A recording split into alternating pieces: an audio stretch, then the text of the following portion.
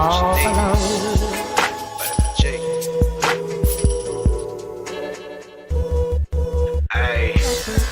You rockin' with beats, discussing the heat in the streets. Take over the west and the east. I got what you need, a dose of this vitamin G. You rockin' with beats, discussing the heat in the streets. Take over the west and the east. I got what you need, a dose of this vitamin G. You rockin' with beats, discussing the heat in the streets. Take over the west and the east. I got what you need, a dose of this vitamin G. Rockin' with beats, discussing the heat in the streets. I got what you need, a dose of this vitamin G. You rockin' with beats, discussing the heat in the streets.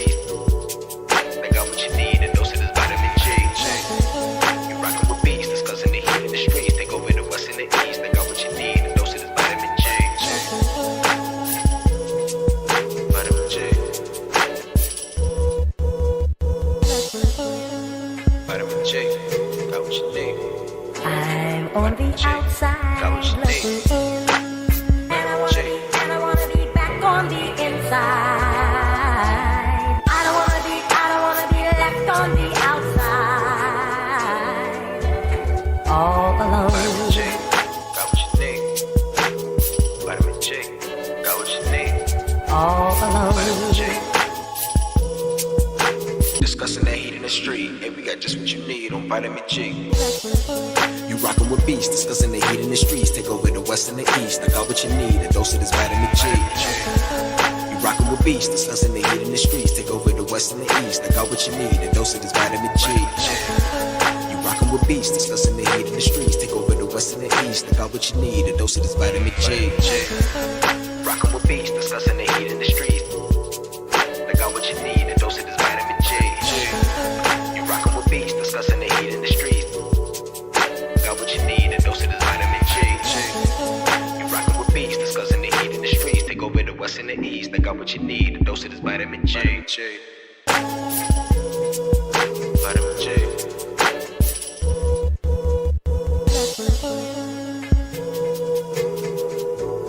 I'm on the outside, looking in, and I wanna be back on the inside.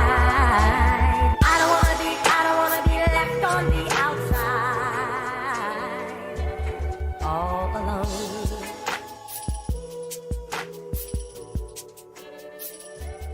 all alone.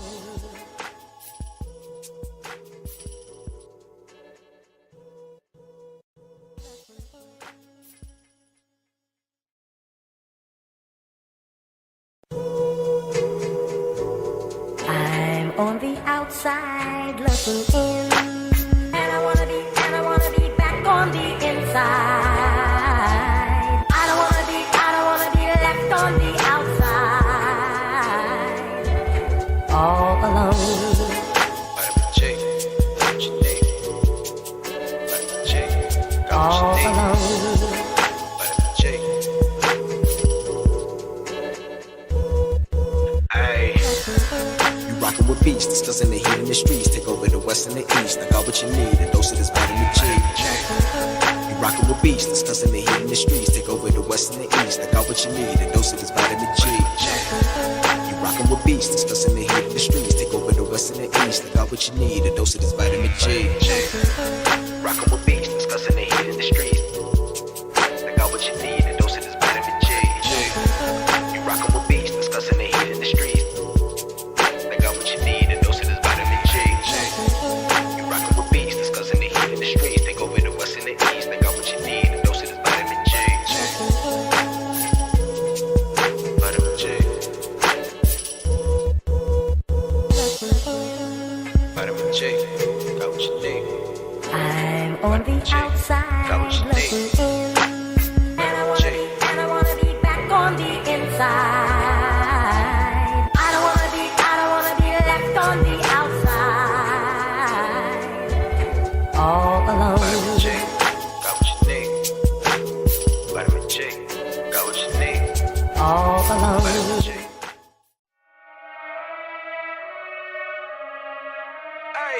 Final round. I already know how I'm coming, man. Yeah. Tryna run the town. Tell no duck when they hear that sound. How they gon' come up now? Heavy as the head that'll wear that crown. I'm going pound for pound. And if it's about smoke, then we talk all of that.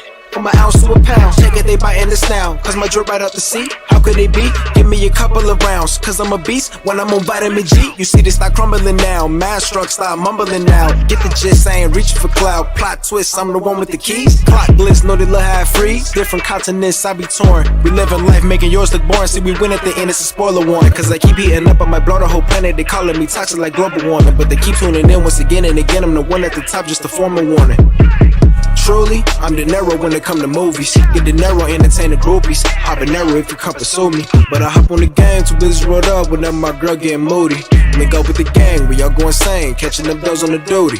On the stick, see I'm locked in. Bought a box, I was like 10. Back then, used to box, nowadays they ain't throwing hands. Mama said we got more advanced. One thing about me, I adapt, bought a Glock fin. Keep me safe from the block in. The game kept me off the block. Ain't got flex about looting my Ruger. I can shit on you with my computer. See my graphics card costs more than your damn job can afford to pay you. And my monitor, big as hell, detail, so I can see when I spray you. To reload the clip and record the clip is go all say to that SSD. Know a whole lot of trill game heads like me wanna see tune into that VGP.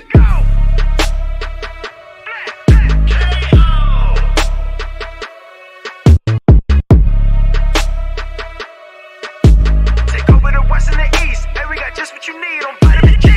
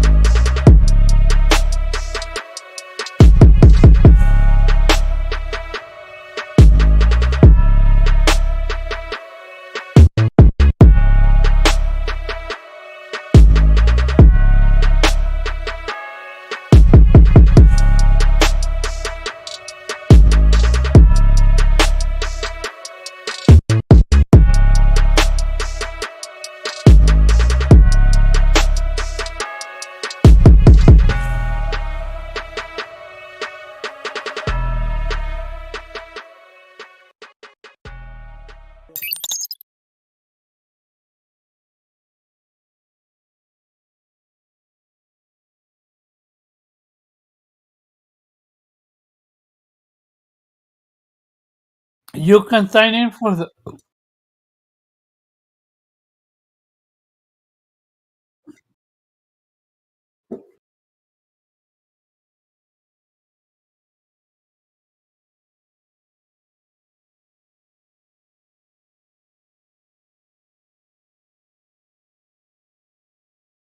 First of all, nobody's marry anything, all right?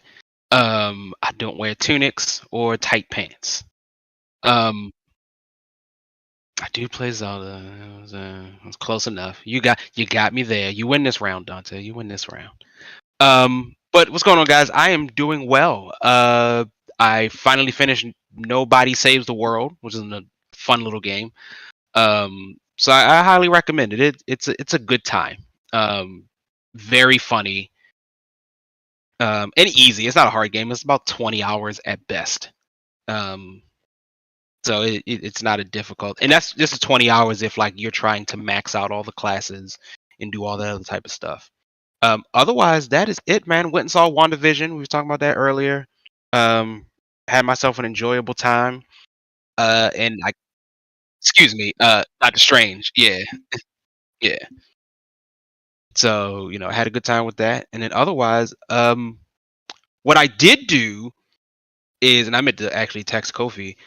I booted up my Vita again, just because I'd lost my charger for it like 3 years ago, and so my Vita was just sitting there collecting dust for the most part.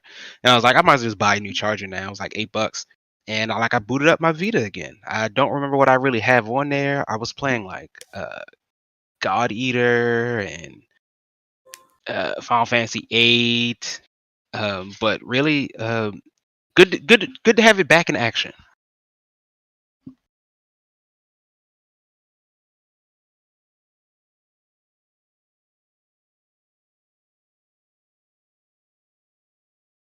Apparently, it's happening.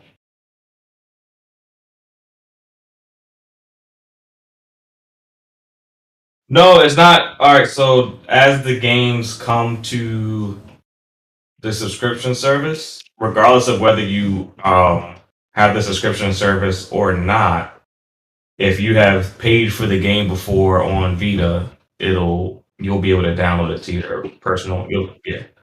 Yeah.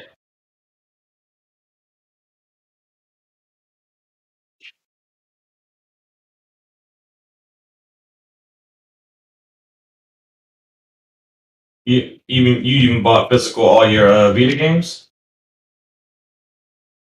Oh.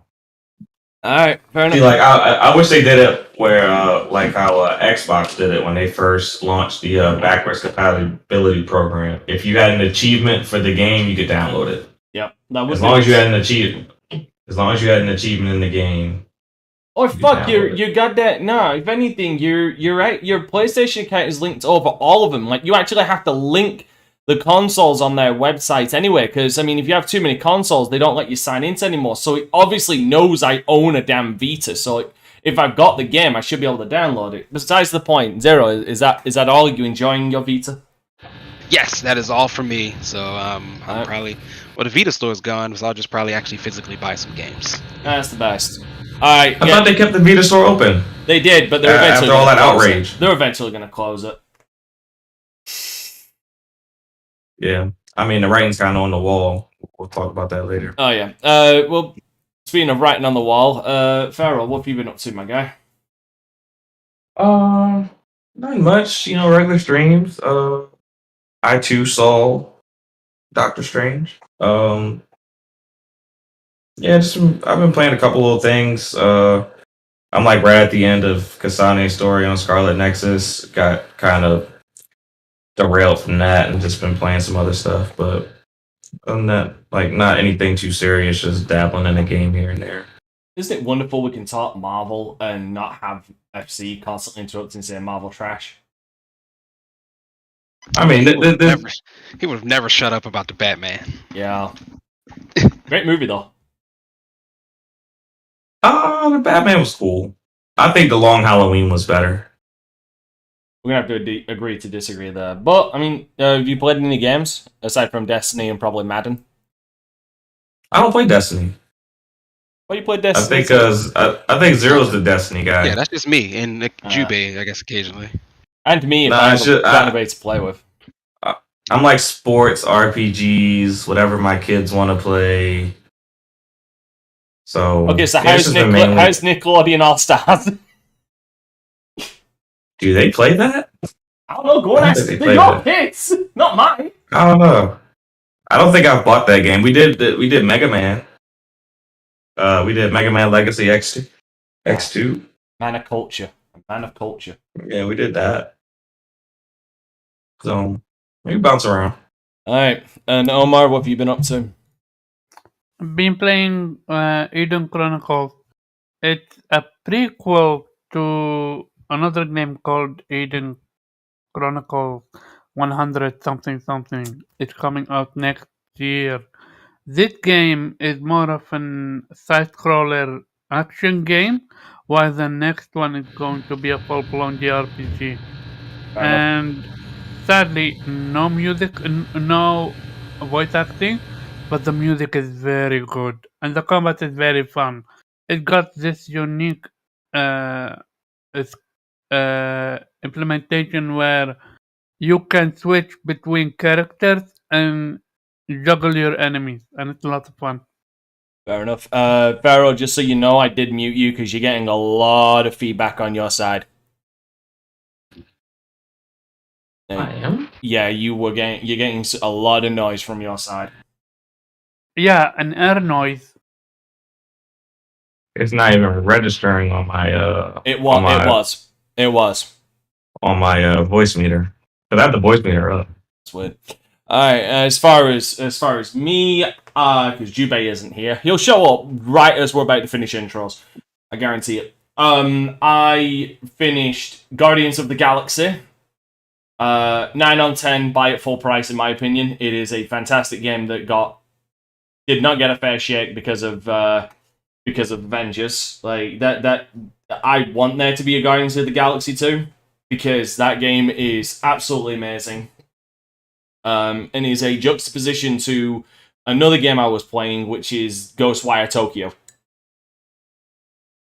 That's gonna be pretty tough with the what is it that acquisition. I don't think How it'd be the difficult. I don't think it would be difficult. I think if Endeavor really want to push it, they could go for a. They could say, "Well, IDOS, your game didn't get a fair shake. Let's try it again with a sequel. We'll bankroll it, and it will do fucking gangbusters." I think it's just the Disney licensing that makes it the difficult. yeah. That's like the main hurdle at the moment. But yeah, no, Ghostwire Tokyo. Ghostwire Tokyo had a lot of really cool ideas. Visually, the game was stunning. Like, there's a lot of visual things about that game that were really cool. But the thing is, I disagree, Dragon. I don't think Guardians needs to fix the combat. I think I had trouble with the combat because there are a couple of things that I would change about the combat, specifically ordering my character, ordering the other Guardians around and getting them to do their powers. I feel like that should have been done with an analog stick, like a weapon wheel kind of thing. But that's also mainly because I was playing it on keyboard and mouse, so like that definitely added an extra layer of challenge. But Ghostwire Tokyo, Ghostwire is it's interesting, it's good, but I genuinely think it is the weakest game that Tango Gameworks has put out. This is their lowest point, and my rating for that was a rental / borrow. I couldn't even turn around and tell people to get it at a discount. Because, Ghostwire? Yeah, Ghostwire. Yeah. I can't endorse that as even a pre-owned / discount. Yes. Mostly because of Sonic. the open world, yeah? Guardians, that's one of the problems. Yes, Guardians is very goddamn good. Way better, like 5 times better than Avengers. It is worth your money. It's amazing. And Jube has not shown up. That's surprising. Oh, I played some Gears 5 today, which was fun. Until it wasn't. Fucking horde mode, man. Other game I actually played after I'd finished Guardians, House of the Dead remake. That was a good 1.5-hour time sink.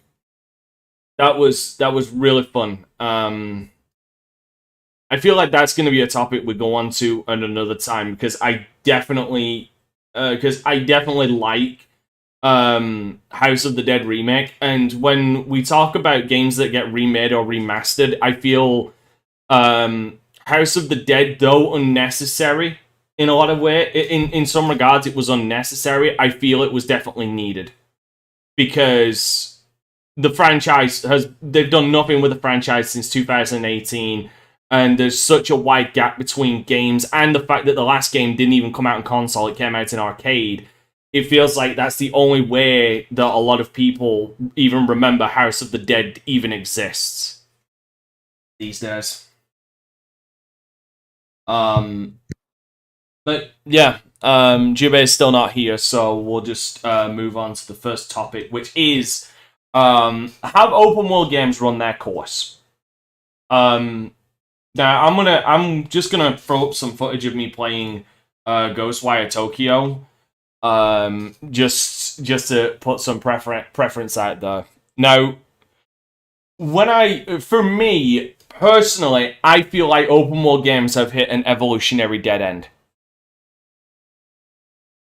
Like, like a lot of genres you could turn around and say have hit evolutionary dead ends, but then some games have done something different, or at least changed it up enough that it feels fresh. I'd say one of the things would be obviously when Doom 2016 came out. Even though it was an old school format, it felt fresh in the sea of like never-ending modern military shooters we had at the time, and that's why a lot of people really liked it. And then Doom 2016 came out, Doom Eternal came out, and like they were able to add more narrative to it, but keep the fast-paced gameplay, and even added cutscenes that actually looked really good and didn't stick out by having in the third person, which is something a lot of first-person shooters don't do or didn't do, which definitely adds more of a narrative focus to it, but still keeps it as a fast-paced shooter, like an old-school shooter. The problem with open-world games is it feels like the evolution of open-world games and why it feels like it's an evolutionary dead end is the fact that the only way they've ever added things to an open-world game is literally just to add things to it. Like, they don't... It doesn't seem like they add new mechanics or, like, they change up any kind of formula. No, it's just how many more collectibles can we force into the game. Now, some games lend themselves better to an open world, like a Marvel Spider-Man. The collectibles in that didn't feel obtrusive. Doing everything felt like it had a purpose. And everything seemed to also have a story to it. Like, each side quest seemed to have, like, a decent-sized chunk of a story to it, but in of itself. Ghost of Tsushima, even though it's a large map, like, at least they didn't, like, front end, like, the whole game with just, like, way too many fucking collectibles. Like, way too goddamn many. And all of the side stories felt like a story in the game itself. Like, they didn't feel like they were completely disconnected. It felt like they were stories taking part in the grander scale. The problem with Ghostwire Tokyo is the fact that it is the antithesis of way too much in too big of an area. To give you an idea, in this game, there are multiple collectibles. There are hidden collectibles, which are little items that you can find around the world that you can sell to a store to get extra money. On top of that, you also have all of these raccoons that you can find in the world. The problem is, they're hidden, and the only way you'd be able to find out what they are is if you look at every single item and see if it's got a goddamn tail.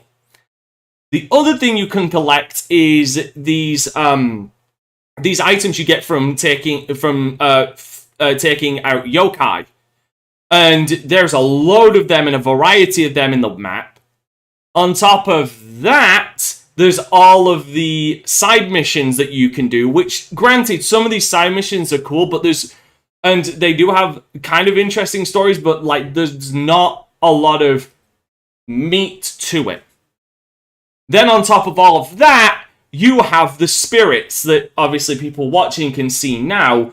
Like, there is, in this game, even though if you collect one, you get about 600 at a time, give or take, there is a grand total of 240,000 spirits to collect in the game.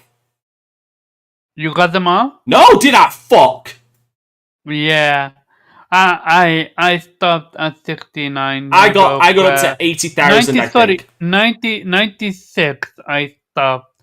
I couldn't find the rest of them, and I camped the entire map 4 times, 5 times looking for them. I literally went block by block. Like, there is way too many collectibles in this game, which is a byproduct of just how much of an evolutionary dead end open world games are, because that's all developers put in these games now, is just how many collectibles can we put to completely front end a game so it lasts as long as possible. Because I'm gonna check right now, because I was gonna check last night, but I want to check how long is it to beat Ghostwire Tokyo when you're just going straight campaign and you ignore everything else. The reason why is because this game, if you do that, I guarantee you this game is short.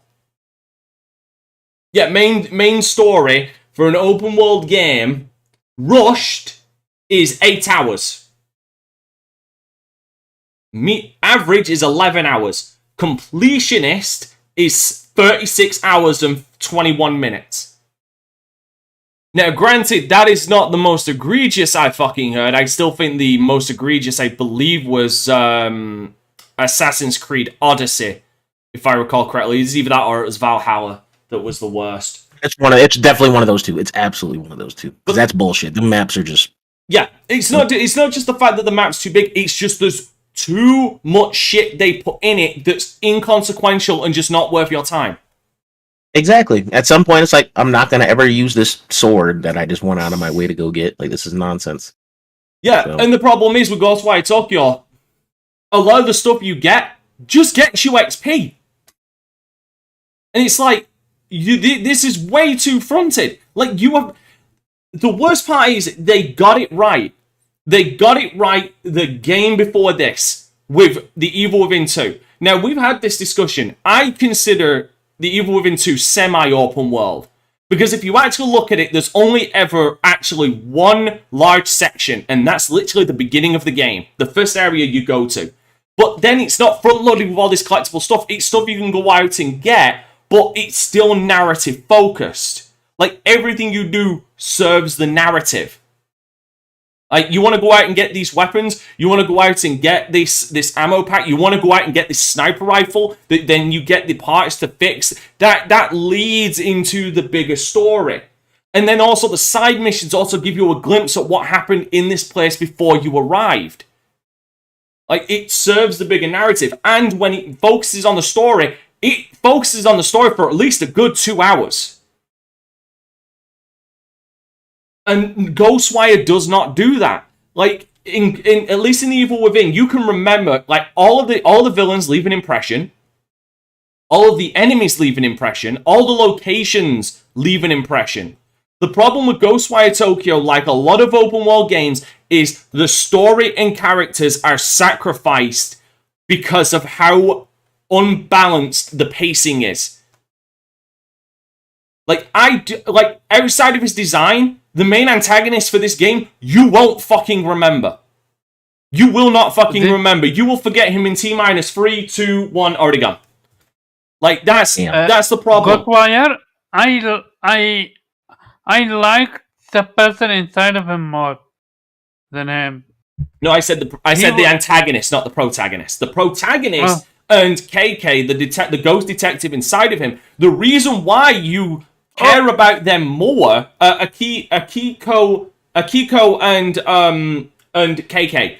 The reason you care about them is because they're literally bantering to each other the entirety of the game, even when you're off doing other things. That's because they're always there. The other characters, like Ed, like, you don't care much about Ed, because all you hear is pre-rendered recordings, and that's side stuff. He's not in the main story.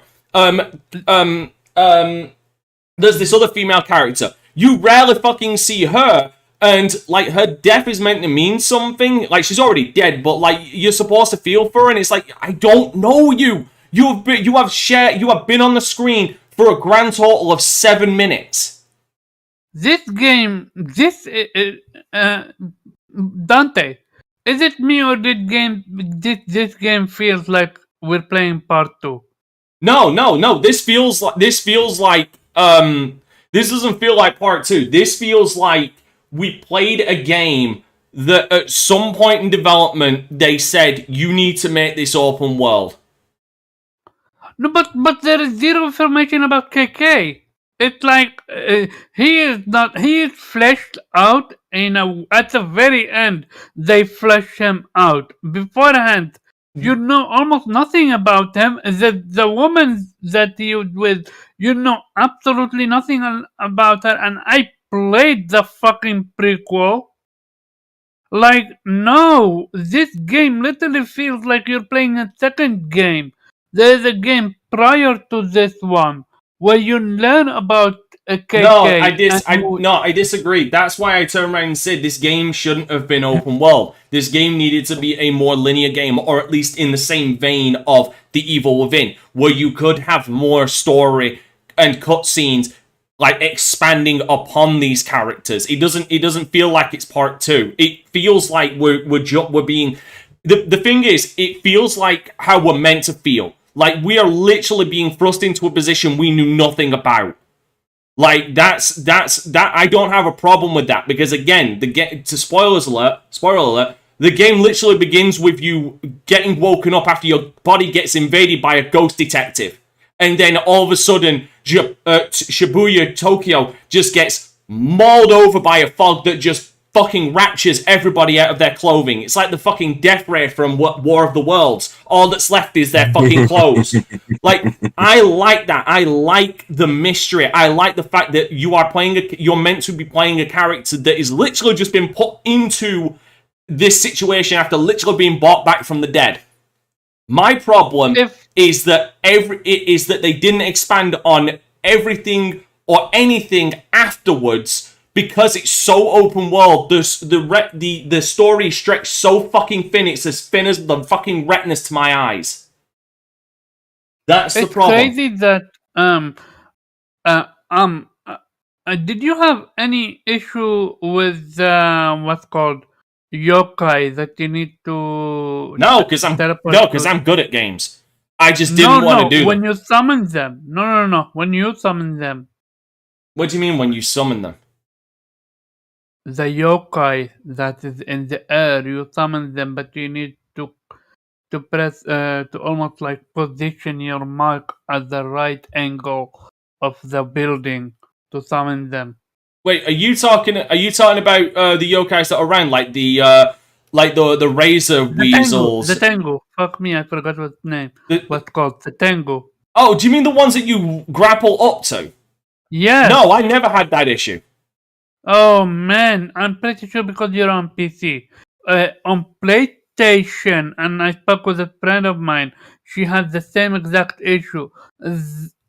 It's so fucking bad that I literally spent my hard-earned magatama. That is the stuff that you get from doing side quests, just so I can unlock the skill, and it would not be able to be positioned correctly. Yet there is literally a fucking Tengu next to me, and I can grab that. But summon my own Tengu and grab on it.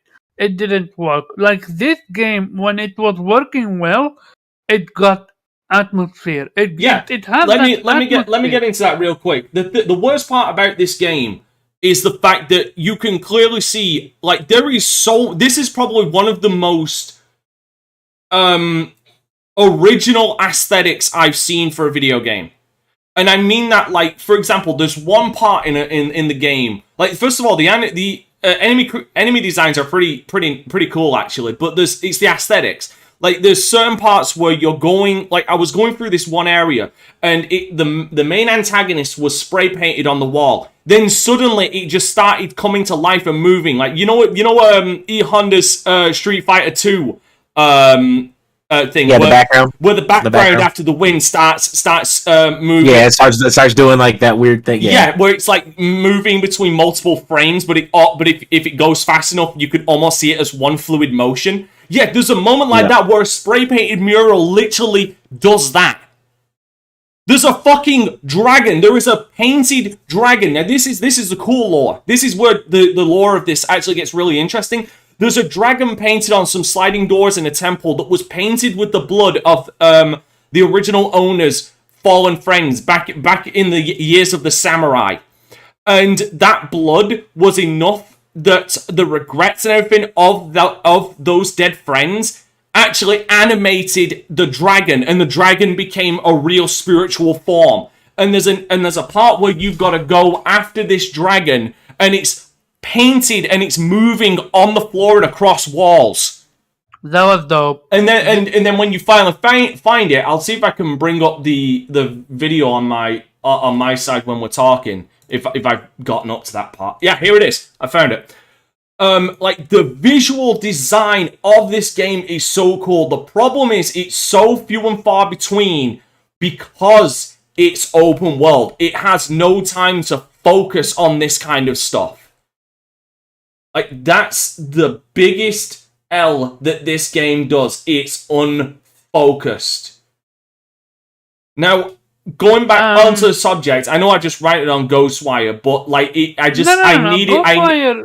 needed to because it's the antithesis of when why I turn around and say that open world games are an evolutionary dead end as far as video games as it is. So I want other people's opinions. Zero, I would like your opinion first, my guy. What do you think? Evolutionary dead end. Yes. However, in order, let's say evolution is a lateral movement and not a vertical one. So what I think that is, like, it sounds like, if Ghostwire sort of hit very interesting world, but like that's just, or very interesting story built around the world, but like that's just about it. The world itself and being in it doesn't seem very fun. No. Okay, no. I think you kind of missed my point. No, the story is interesting. The problem is it never hits it never hits its peak because it's so stretched out. So that means it's just taking a bit longer to get to where we want to be, or it's not hitting the right balance, which I think is the important thing for an open world game to do. But very few open world games do that, though. That's the problem, because they front load everything with all the collectibles that this game is just played with.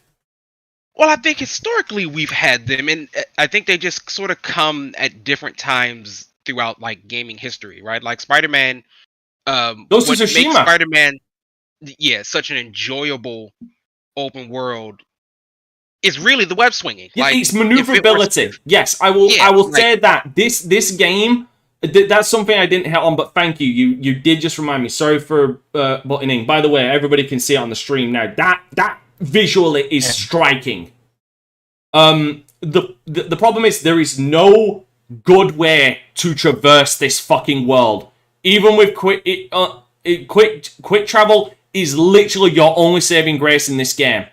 There is no other way. Or at least in Spider-Man, you can get across the city quick by fast traveling, but also an interesting way of moving with the web slinging. Right. And so that's part of it, right? Like, I think traversal is a key part. Arkham, the Batman series, Arkham City, a little the same way, because it's very fun to be on the rooftops and sort of hop through the city as Batman, as opposed to, say, something like Breath of the Wild, which is an excellent open world game, but that game is probably more designed based on like the exploratory area of it, similar to Elden Ring, probably similar to The Witcher, where it is just mass open world where you don't know what you're going to run into. I've got to disagree with you there, my man. Sorry.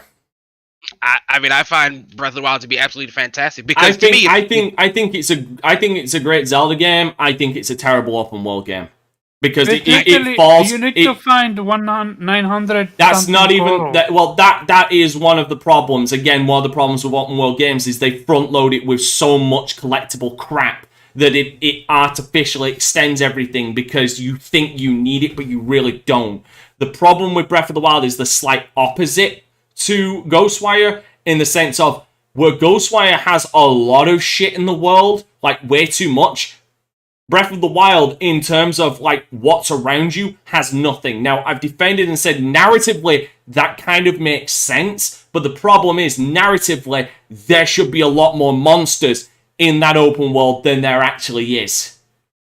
I disagree. I think the strength of pretty much most Zeldas has always been sort of this wide open, for the most part, blank slate. And you just sort of come across things that are there. Like in Elden Ring, I think perfected it, where it's like, it feels very, very empty, but like, just go to the left and you will find something. Be it a dungeon, be it a monster, be it a little town, you will find something. But like, if you take it back to the original Zelda, which is an old school open world game, like, there's not much there but the dungeons. Well, no, there's a ton of enemies on the overworld. But the enemies are just enemies. Like, that but does, still, to me, that does not something. an open world game make. But no, yeah, but it populates it with something to do. It isn't like it's the difference between going 5 minutes and running into something that can break the tedium, and then going like an hour and a half trying to travel from point A to point B and fuck all happening in between, to the point where I might as well slip on a podcast. I mean, again, I that's where I view it differently. I view it differently. Like, I don't necessarily always need something to do so long as, at least in this specific genre of open world game, the world itself is keeping me enthralled for Breath of the Wild, because it was just massive thing. And like the idea is, if I can see it, I can go to it. And so I spent that game going to it. Like, that's all I wanted to do. Like, I saw that mountain up there, I want to go there. I saw this cliff over here, I want to go over there. And like, that's how I spent Breath of the Wild. But you take something semi-open world, like say a Monster Hunter, right? Where like that feels like a very lived-in world, with it, you could not run across any actual monsters if you like actively avoid them. But like, it's just you run up and here's a Rathalos. It's just sleeping on the ground. You can decide to deal with it. You can decide to run away from it. You can decide to kill it and farm it and do whatever you want with it. And so like, that's a bit of a pseudo open world, because it's a hub zone. You kill the Rathalos and eventually you leave, similar to Pokemon Arceus.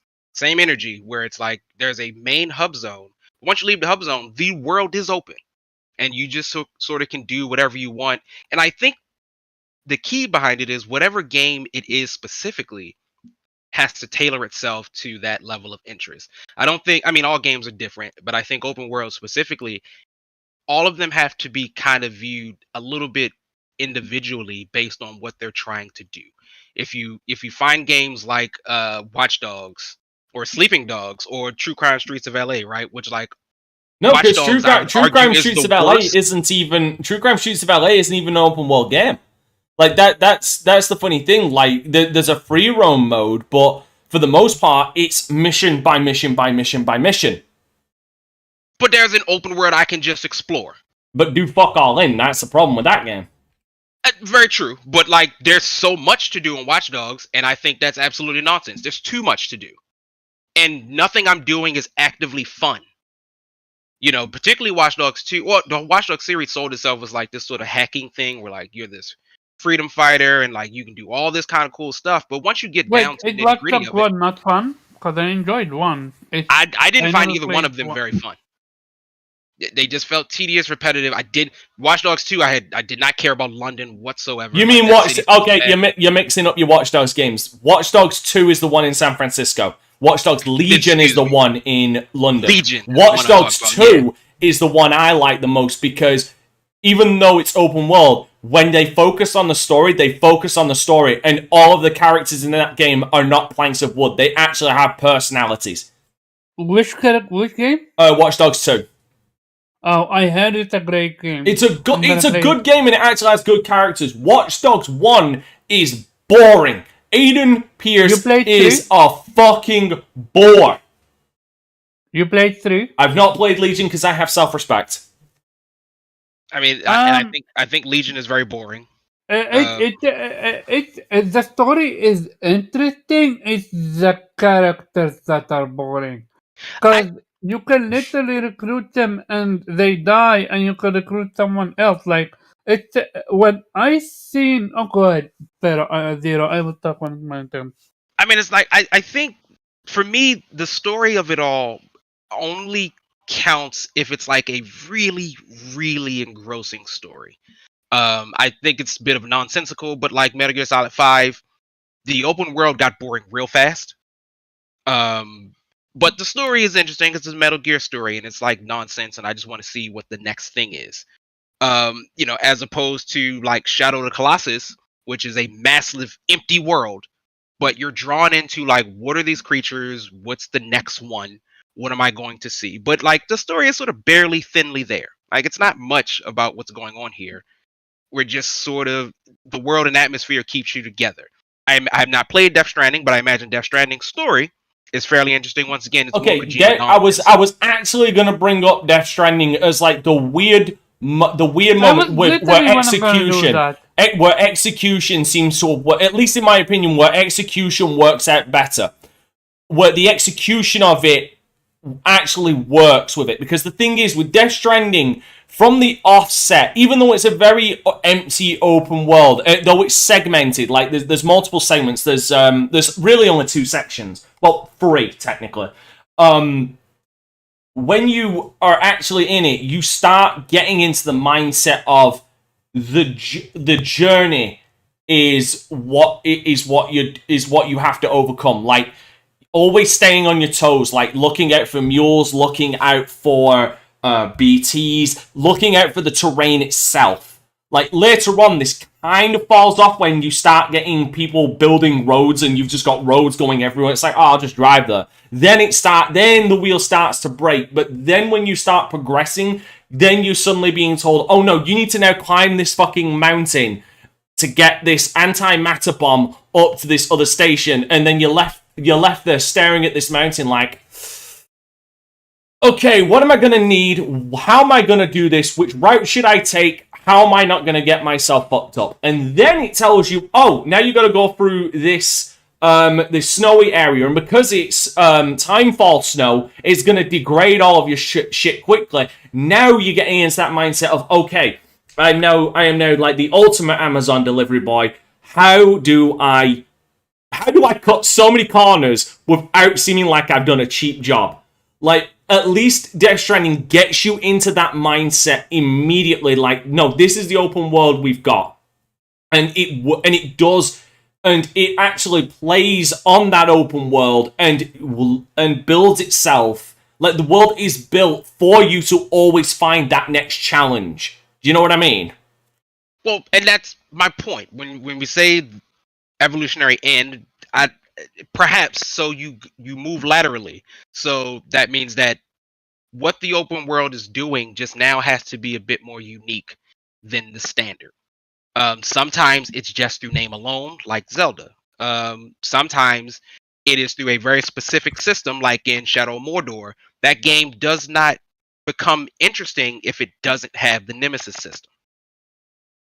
Without the Nemesis system, it's just this very bare bones, basically another Assassin's Creed just with orcs type of game where you just run through, kill everything, next mission, the map is full of little blinking things for you to do, but because at any given moment a rival orc can come and try to kill you, or you will run across two rival orcs. But again, what you're describing is something that's always keeping you on your toes, always keeping you entertained, always keeping you thinking. The problem is, and this is my problem, and that's something that Death Stranding does, it's always keeping me thinking throughout the journey. That, to me, is the problem with Ghostwire Tokyo, and your example, Breath of the Wild. I don't feel that with those. When I'm traveling from, say, Kakariko Village, and I've got to go to Gerudo Valley, if I'm going there, I'm not thinking about what's going to come in my way, because I know for a fact nothing is going to come.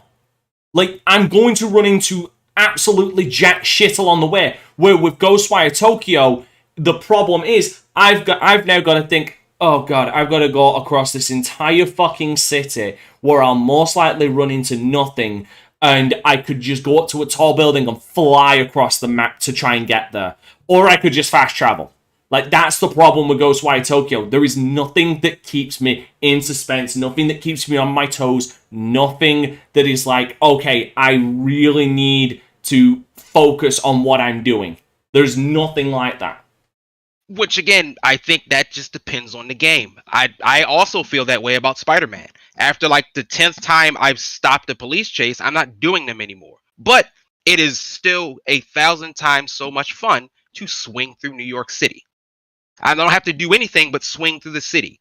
Like, that game alone is a solid tier open world game just because of its traversal. Because everything else about it is pretty standard. You fly through, you see some things, you do it. It doesn't really matter anything to the larger aspect of the world, and you keep on moving. But swinging like Spider-Man is the most fun you'll probably ever have in any open world game from a traversal standpoint. And I felt that same way about Ghostwire. Not Ghostwire, about Ghost of Tsushima.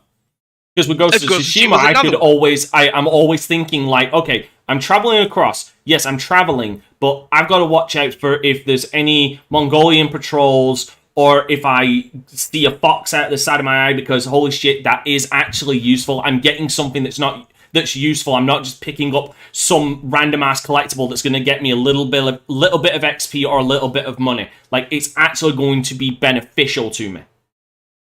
And that's like, so what I mean by lateral is just, it's what makes this place or this world, this open area, if you will, a bit more interesting than the other one. And that, I think that varies from game to game. I don't think there's ever going to be one size fits all for them. because even the genres themselves just lend themselves to different things. Like I do not expect, Grand Theft Auto is still one of the greatest open world games of all time, the entire series, but it's nothing like Elden Ring. And Grand Theft Auto is another one. I'm not really worried about running into anything in Grand Theft Auto. I kill everything that I want to at any given moment. But like, it's fun being in that world. It's fun listening to the radio. It's fun seeing the weird little in jokes that are all around. If you're playing San Andreas, it's fun like working out CJ. All of that stuff is interesting. That keeps you engrossed in the world. That your mileage may vary depending on how you view it. It's why a lot of people don't like Elden Ring. They're like, it's kind of not that interesting. While other people really like Horizon, because it does feel like this kind of weird lived-in world. Like there are these dinosaurs everywhere, and little village and pockets of people that you run across with an overarching mystery. Now I don't personally like the combat of Horizon, so like that's what kills it for me. But the world is fine enough. So I think it all depends on specifically what the game is doing. Like a lot of people's biggest complaint with Assassin's Creed was that there was a really cool story there with Desmond and the whole crew that they just sort of dropped off. And like, so now we're just in ancient or historical wherever, hopping through roofs, doing whatever. It's like, I've done this 4 years in a row already. I'm just not that interested anymore. So, you take a Minecraft, which is a pseudo open world as well. It's like, the fun is just building stuff. Yeah, but that's because that game actually sets that up as your primary goal. Because, like, let me get these two because I want to get other people's opinions. But with GTA, the difference with GTA, though, is it's a sandbox. Not... Because the weird thing is, there is this kind of weird thing of a sandbox and an open world, in my opinion. Because with GTA, it's always pushing you to do... Like, you can explore, but the main thing for GTA is not for you to go and really explore, but for you to go and do the missions that it marks down. Like, because there's not really collectibles in GTA. Like, in GTA 1... in GTA 3, Vice City, and San Andreas, yes, there's some collectibles, but, like, there's only ever one set per area. Like, in 1, it's the packages. In 2, it's the Aztec passages with the yayo inside. In 3... in San Andreas, it's the horseshoes, the tags, the oysters, and then there's something else. But they're split off into different areas. So, like, that's only, like, one thing. It's not front-loaded with a lot of other things. But it's always constantly pushing you to go and do the missions. Whether it be side missions like Zero's missions in San Andreas or the main missions. Like, it's always pushing you to do those. Where in a lot of these open-world games, it's almost like it's pushing you to do all of the side content so it will stretch itself out. Where in games like GTA, it doesn't feel like it ever even if you go off and even if you fuck off and do other things like buff yourself out, it always feels like the game never loses focus of the main story, which a lot of open world games do. Like, that's the problem, is that they lose focus. A lot of open world games do. And as far as Assassin's Creed, hilariously, having gone back and played the original Assassin's Creed, I actually think that the first Assassin's Creed is a good example of an open world game. Like, yeah, it gives you missions to do. Like, yeah, they do get repetitive. I'll admit that. But there's always that thing in the back of your mind, like, oh no, I should stick to the rooftops because I need to go down low because all these enemies around, if I'm not blending in, they will start coming after me and that will initiate a chase. So I've got to think about, okay, there's some archers over there. I should go down to ground level and work my way towards my objective from the ground level, or go up to the rooftops because there's a patrol in front of me that I can't get by. Like, it's always making you think. It's always making you question what route you should take. I don't think a lot of people play games like that. Because to me, what made Assassin's Creed so much fun was the entire stealth of it all. Like, No. I'm sorry. No, Assassin's Creed 1 has no stealth. I'm sorry. Assassin's Creed 1 has no stealth. Certainly, neither does the original Metal Gear, but, like, it's still a stealth tactical game. Like, that's, at the time it came out, it was the best at the time. And, like, yes, over time we've seen things much better, but it's the same thing with Grand Theft Auto. Grand Theft Auto was not famous for making sure you never lose thread of the main story. It is famous No, for doing it's whatever the famous for hell you satire, want bro. at any given time. Yeah, it's dog. yeah, it's it is definitely. famous for beating up hookers. It is famous for But flying it's also, planes and but jumping here's out the of thing. it. I would also turn and say, yeah, it's more famous amongst people for satire. It's more famous in history for being the first well received, well done open world game. History and that's history will wrong. remember it for that more than satire, in my opinion. I think history will remember it for all the fun you can have in it, and not that it makes sure it keeps the thread of the story. Because I think everyone has a time where, like, all you do with a bunch of friends is just kill a bunch of people and see how long you could escape from the police, and you pass the controller to the next person. Yep. Yeah. All right. Well, Jubei, what are your thoughts? Do you think open world games have run their course? I don't think they've run their course just because there's games that they kind of only make sense in that format. I think how they're implemented has run its course. Like, I need developers to get out of this old way of thinking that just by throwing a shit ton of collectibles in something to artificially stretch the length that classifies as open world, because you have to scour the entire map to get any semblance of what's going on or learn more about the game. And instead of it feeling like natural to do those things, it becomes tedious. And like or even like Omar said, he's like, oh, I'm not gonna go back in there and find that shit because it's tedious. Yeah. Like, how many times am I gonna go through this map and I can't see something? Again, 240,000 souls to collect in that fucking game. Yeah, fuck And you that. don't even get anything for getting them. You just get XP. Yeah, you just get XP and some money for collecting. Yeah. That's dumb. I mean, like, it's like I said, when it impedes my fun, it's nonsense. I haven't played Odyssey because I played a little bit, but I haven't come nowhere close to finishing it because I'm like, y'all overly bloated this game by making everything really far away, and I got to go run over there and get it. And there's no real reason to fucking do that. Thank And you. Keep talking. like, especially the fucking long ass boat ride. So would you agree? yeah, facts. Like, it's dumb shit like that. Like, I'd rather them take a more, like, you can have. It's like everybody feels like, oh, we gotta have this big Grand War collectibles. Like, I'd rather take a semi-open world, that way it doesn't just feel super linear. Like, give me the illusion of open world without any of the tediousness from it. They could have did that with Ghostwire. They could have made it, yeah, you're exploring sections of the city. They did that again. They did that with Evolving too. Yeah, I know it's been done. I'm just saying they need to keep doing it. I don't know why they don't, because that's a good way to fucking do it. You know what I'm saying? Like, it's just one of those things. Some games don't necessarily need to be open world, but there's ways to give you the illusion of open world without having to have your players suffer through the tedium that comes along with that, especially if your game's not really built for it.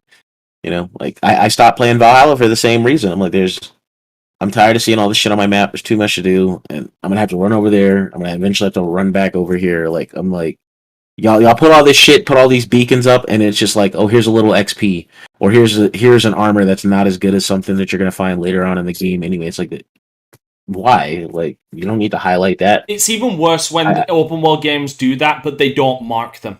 Like, in some instances, it can work when you can naturally find them. Like, I mentioned about the Inari shrines in Ghost of Tsushima, but the problem is, all of those souls that me and Omar are really annoyed about in Ghostwire, they're not marked on the map. Right. You have to eyeball them. At the very end, you can actually not per se spot them, but they give you like a thing that you can press a button and it's a beacon. It's a beacon. Yeah, it's a thing that highlights things in the area. It's a beacon thing. They give you it in the game. Yeah. The problem is it only has a certain radius. Not only that, it doesn't stay active for a long period of time. So you're running keep pressing the fucking beacon and hoping to find it. It's tedious as fuck. It's dumb. It's like, if you're gonna let us explore no more, give us the tools to do it in a way that doesn't feel like shit. Like Spider-Man, traversal, like, it sucks having to go around and collect stuff, but it's fun getting there because fucking Spider-Man. You know what I'm saying? So it's not just that, but there isn't it's that. not a slog. If we actually think about Spider-Man, we'll use Spider-Man because it honestly, to me, it's one of the ones where I got everything in my first playthrough and I didn't feel like a waste of my time. They don't actually have a lot of collectibles in the game.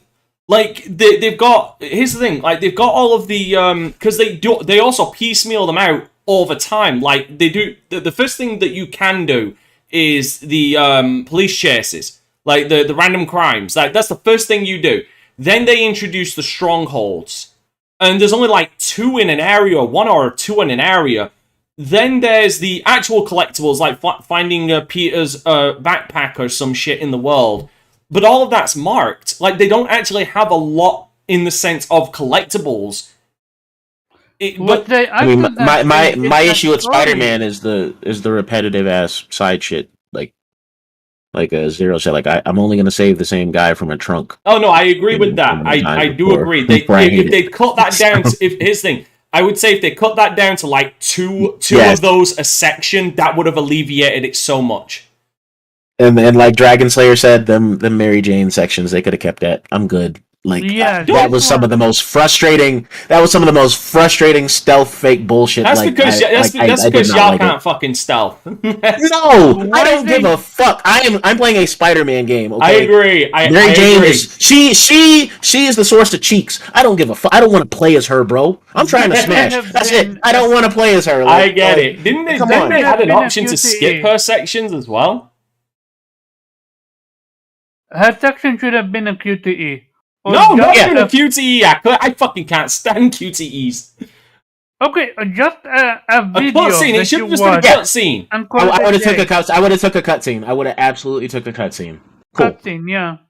Because like just trying to, like it's like why am I doing this and why do I have to do this? Like I'm supposed to be Spider-Man. Like fuck this.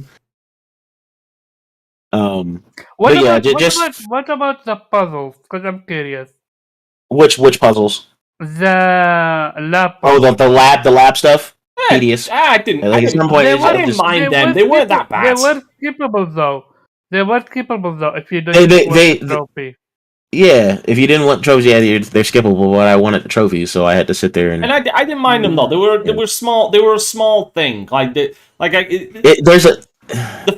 small, but it's a lot of the same shit. Like that's my problem. Is a lot of the same shit. They're easy. I just don't feel like doing them though. It's like, man, right. You're just in the way of something that's not necessarily important, but it's an annoyance. All right, Pharaoh. What about you, man? What are your thoughts on this? I don't think open world games are necessarily dead, but no, I didn't say no, not dead. Have they run their course in the sense of we've pretty much hit what developers seem to have. Like, when I say I should have actually explained this. When I say evolutionary dead end, what I mean is, are we at the point where developers have done everything that they think they can do with open world games at this point? Because it feels like we've been getting the same kind of open world game. I'm looking at you, Ubisoft. We've been getting the same kind of open world game from every single company that does open world games, because they're pretty much, in my opinion, copy and paste. Like, big giant open world, fuckload of collectibles. If you rush the story, you'd probably be over in like 7 or 8 hours. So I wouldn't say dead. I think some developers have gotten lazy with the concept of open world more than it's just a dead thing. I never said dead. You said dead end. There's a difference between it being dead and an evolutionary dead end. Like, an evolutionary dead end means it's never going to progress further than than what we've got currently. If it's dead, but it can. It absolutely can. There's still room for it to be something. Yeah, it's just like, there has to be some sort of build up or something that adds immersion to the open world. When there's no immersion to the open world and I'm just in this just open space to be in here to get to point A to point B, then yeah, you get tired of being in that open world. Yeah, and Um, that's why uh, people love fucking Skyrim, because it's just like, so oh, I think there's a touch to open world that not every developer has. And I just think people have to really nail that immersion aspect. If they nail the immersion aspect, I think open world is fine. And there's still genres to mix and match and play with, right? Like you could theoretically make a sports open world game. Yeah, you could. The problem is, What do you mean? You said sports open world game? I'm just saying you could, right? Like Yeah. like NBA 2K, that garbage? Oh, you mean? Hold on, no, Well- they've already done it. They've already done it. I mean, it depends on if you consider it a sport, but like Tony Hawk's American Wasteland. Skateboarding is a sport. Yeah, so there you go. I mean, didn't they? I mean, they kind of did it with Riders Republic too, kind of. Yeah. Like, Riders Republic the would thing be is, better the one. thing is though, is like we're talking. I'm talking. A lot of these things y'all are saying. The thing is, that's not really an evolutionary step. That's more of an evolutionary step back. Like, what I mean by that is like all of these ideas, they've already been done. Like when I bought up Doom 2016, like that wasn't anything new. Doom 2016 was nothing new. They just brought back an old idea and put new graphics on it, and it worked. Like, because it was something that looked brand new, though it wasn't, in a sea of modern military shooters. So at this point, with open world games, it feels like it's the same thing, where we've got to regress backwards to some older ideas that did work, that people have forgotten about, that will look fresh in a modern take. Or you just go sideways and improve upon the weaker entries. Yeah, but who's really going to do that?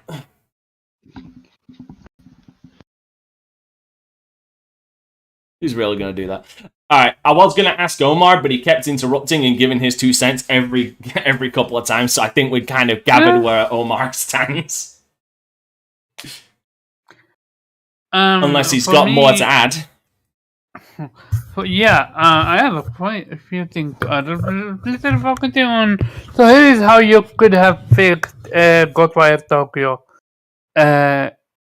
Make the game shorter, the map shorter, or give us a good what's called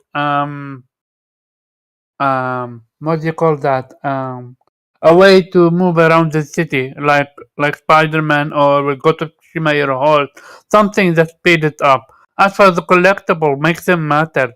Make them tell the story of KK and the villain. Give us something to sink our teeth in. If it's all we're getting is the history of yokai, that's just something you can look up on Google, on YouTube. That's something easy to do. And as for as for fixing the genre, I don't think we're gonna be able to fix it for one simple reason: people don't want change. Look, I will always go back to Death Stranding. Death Stranding tried to do something different, and what happened? It got villainized for it. People don't want change. When you give them change, they gotta turn their nose up and say, yeah, no, give us the old stuff. That's what we're comfortable with, and that's how it is. Doesn't mean Death Stranding by itself is 100% perfect. No, it had issues, like the boss fight were easy as fuck. But it just, I believe Death Stranding is a good implementation of an open world that you can follow the formula, and I believe also a game like Spider-Man is a good open world that you can follow formula when it comes to the lore and when it comes to putting skill points and gadget behind what's called side quests that are important, that make sense.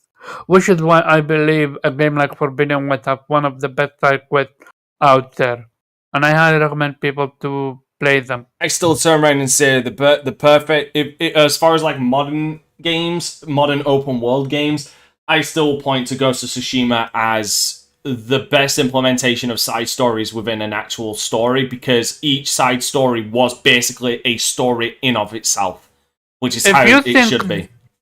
And that's what Horizon Forbidden West did.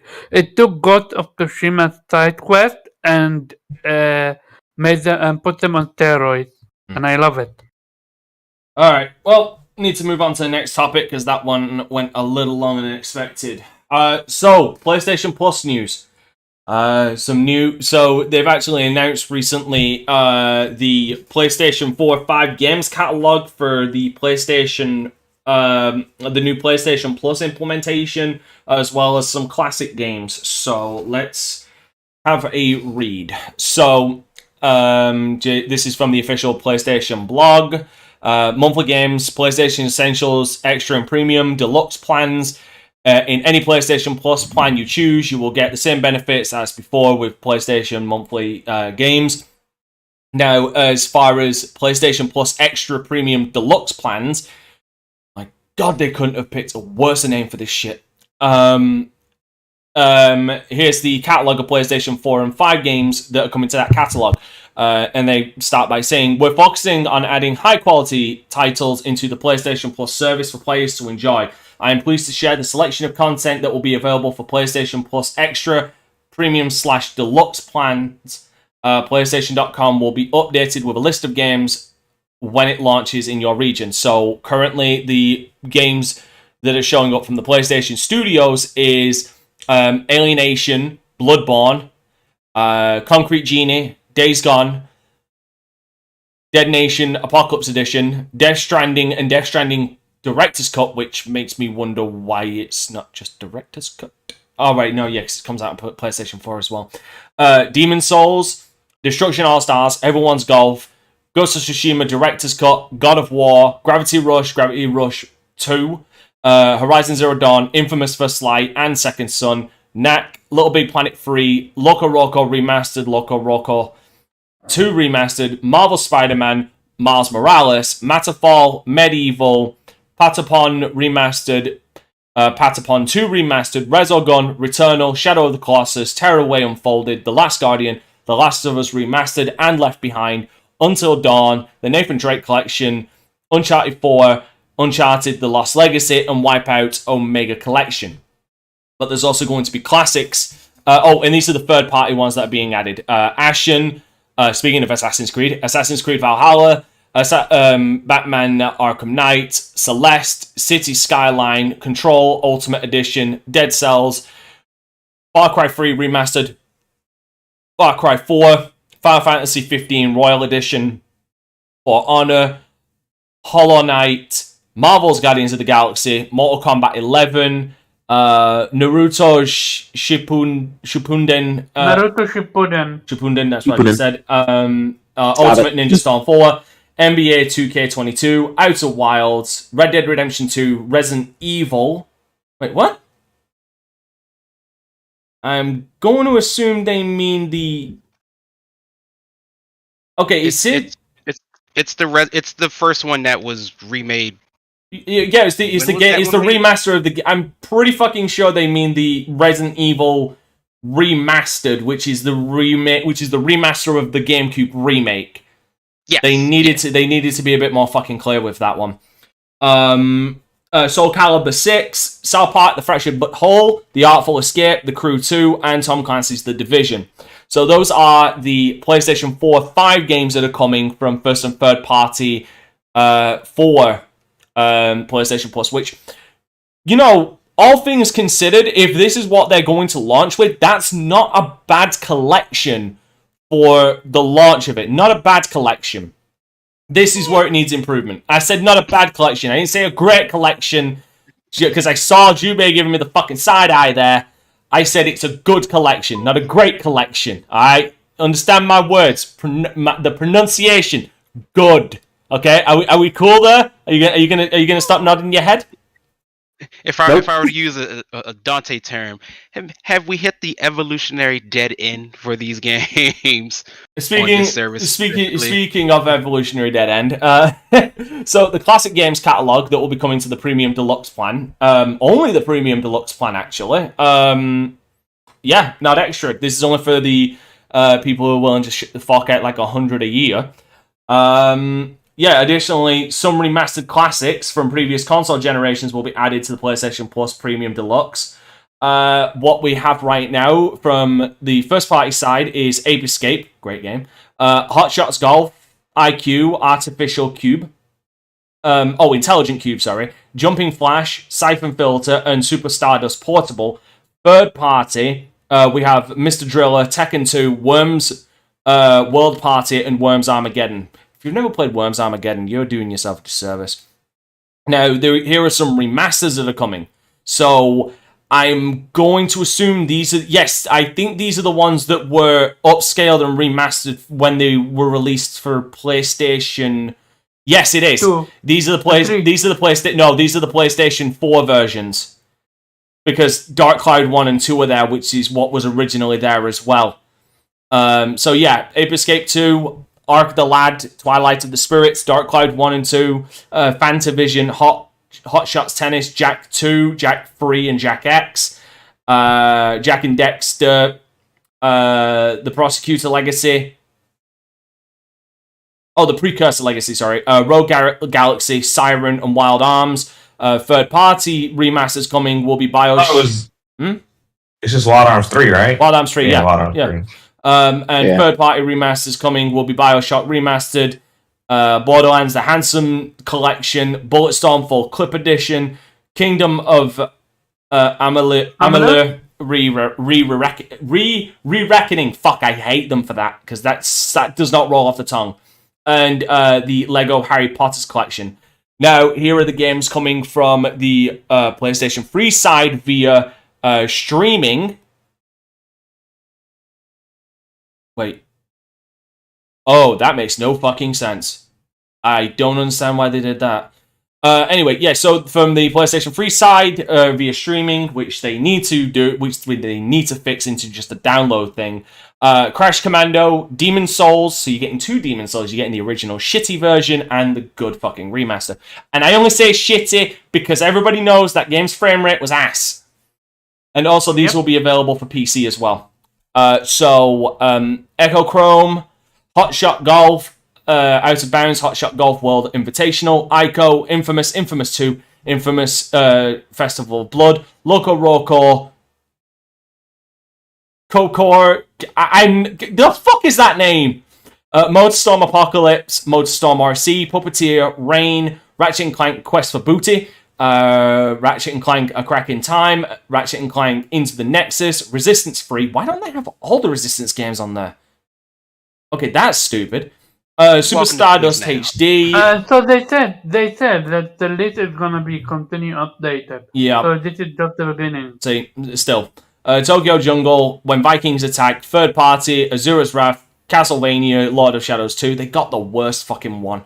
Devil May Cry HD Collection, Enslaved, Odyssey to the West, Fear, Lost Planet 2, Ninja Gaiden Sigma 2, and Red Dead Redemption Undead Nightmare. Where's Red Dead Redemption? That's weird. And then we'll also have limited trials of Uncharted Legacy of Thieves Collection, Horizon Forbidden West.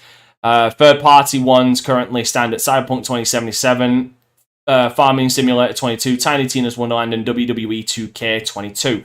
New games added regularly, monthly refresh for the Essentials, and an additional monthly refresh will occur in the middle of the month with new games for PlayStation Plus Extra, Premium, and Deluxe package subscribers. Okay, so overall, if this is what they're showing ahead of time, and by the time this releases, there's going to be more, I would say overall, it's okay. I was expecting more PlayStation 3 games. Specifically some bigger hitters, like, how the fuck did they not get Metal Gear Solid 4? Which, to this day, is somehow still a fucking exclusive to PlayStation. How they didn't get that is beyond me. The fact that Resistance 1 and 2 is not up there immediately with 3 is shocking. But I would say, if this is what they're showing now, and when it launches, when does this launch? When does this, as we announced, March? Yep, knowing about that. June, right? It's next month? I think it's next month. I'll need to double check. It is June. It is June. I think it's the June 13th. June 13th for the US. Okay, right. Well, as they started, this is okay, but I would say there is certainly some games missing from this that need to be addressed, like the 3 that I mentioned. Certainly some more PlayStation 1 and PSP games on here would be good as well. Most definitely, but like for some reason Red Dead Revolver's not on here, and that was on the PlayStation 4. Alright, Omar.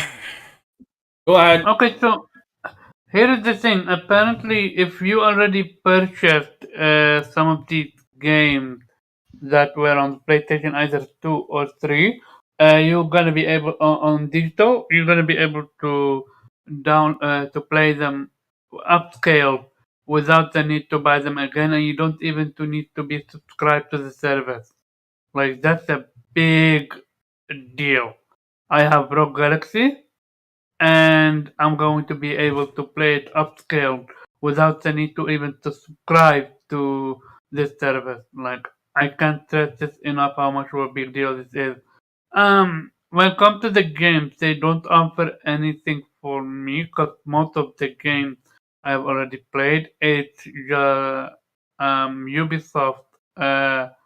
What's called? Oh yeah, Ubisoft Plus is also going to be added to this as well. Yeah, and what's called EA Plus that would offer me a few games that I would be able to play them.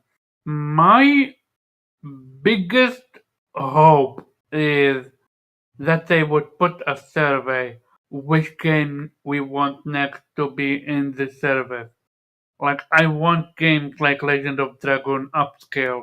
And not only that, I want that when they see that people are downloading and playing these games, that we get a sequel, not to just Legend of Dragoon, but just you name it, and they try to get a sequel for it. I want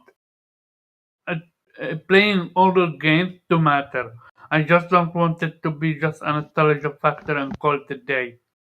And I genuinely hope that they do so. Because if they were to do so, we would be able to play some amazing games that needed sequels and never got any. Okay, Vero, you brought this up earlier about some of these games. Like, you said that these games will also be up on the store for a one-time purchase, didn't you? Or am I misremembering that? No, I was saying. Well, they said some games will come but as games come to the service, if you already own the game, you'll be able to download it. Yeah, without the need to even own the service. So I'd rather not own the service. I'd rather them just give us an option. You can either get the because, like, for me personally, like the PlayStation 3 games, unfortunately, that's gonna be a non-starter because streaming only. But if I could just say, if I had a PlayStation 4 or 5 and they turned around and said, okay, all these games are coming to the service, you can play them as many times as you want, and you have unlimited access to these for as long as you want a subscription, or you could buy them for a flat out fee for like the game that you want. I'd get games like Ape Escape 1 and 2, Siphon Filter, Dark Cloud 2, because I don't own Dark Cloud 2, I only own Dark Cloud 1.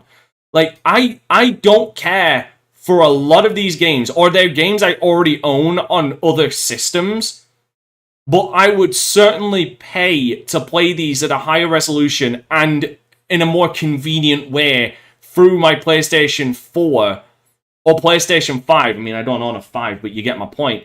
Because it would just be more convenient to be able to play them on that system than trying to hook up my original fucking system, especially my PlayStation 3. I agree. I think it's a matter of wait and see which game they're gonna bring up next. It's just gonna be updated regularly. They just said it themselves. And would it mean better if they have launched with more games? Yes. And they've made some questionable decisions to release games that are a sequel to games that they didn't even release. So it just work in progress. Mm-hmm.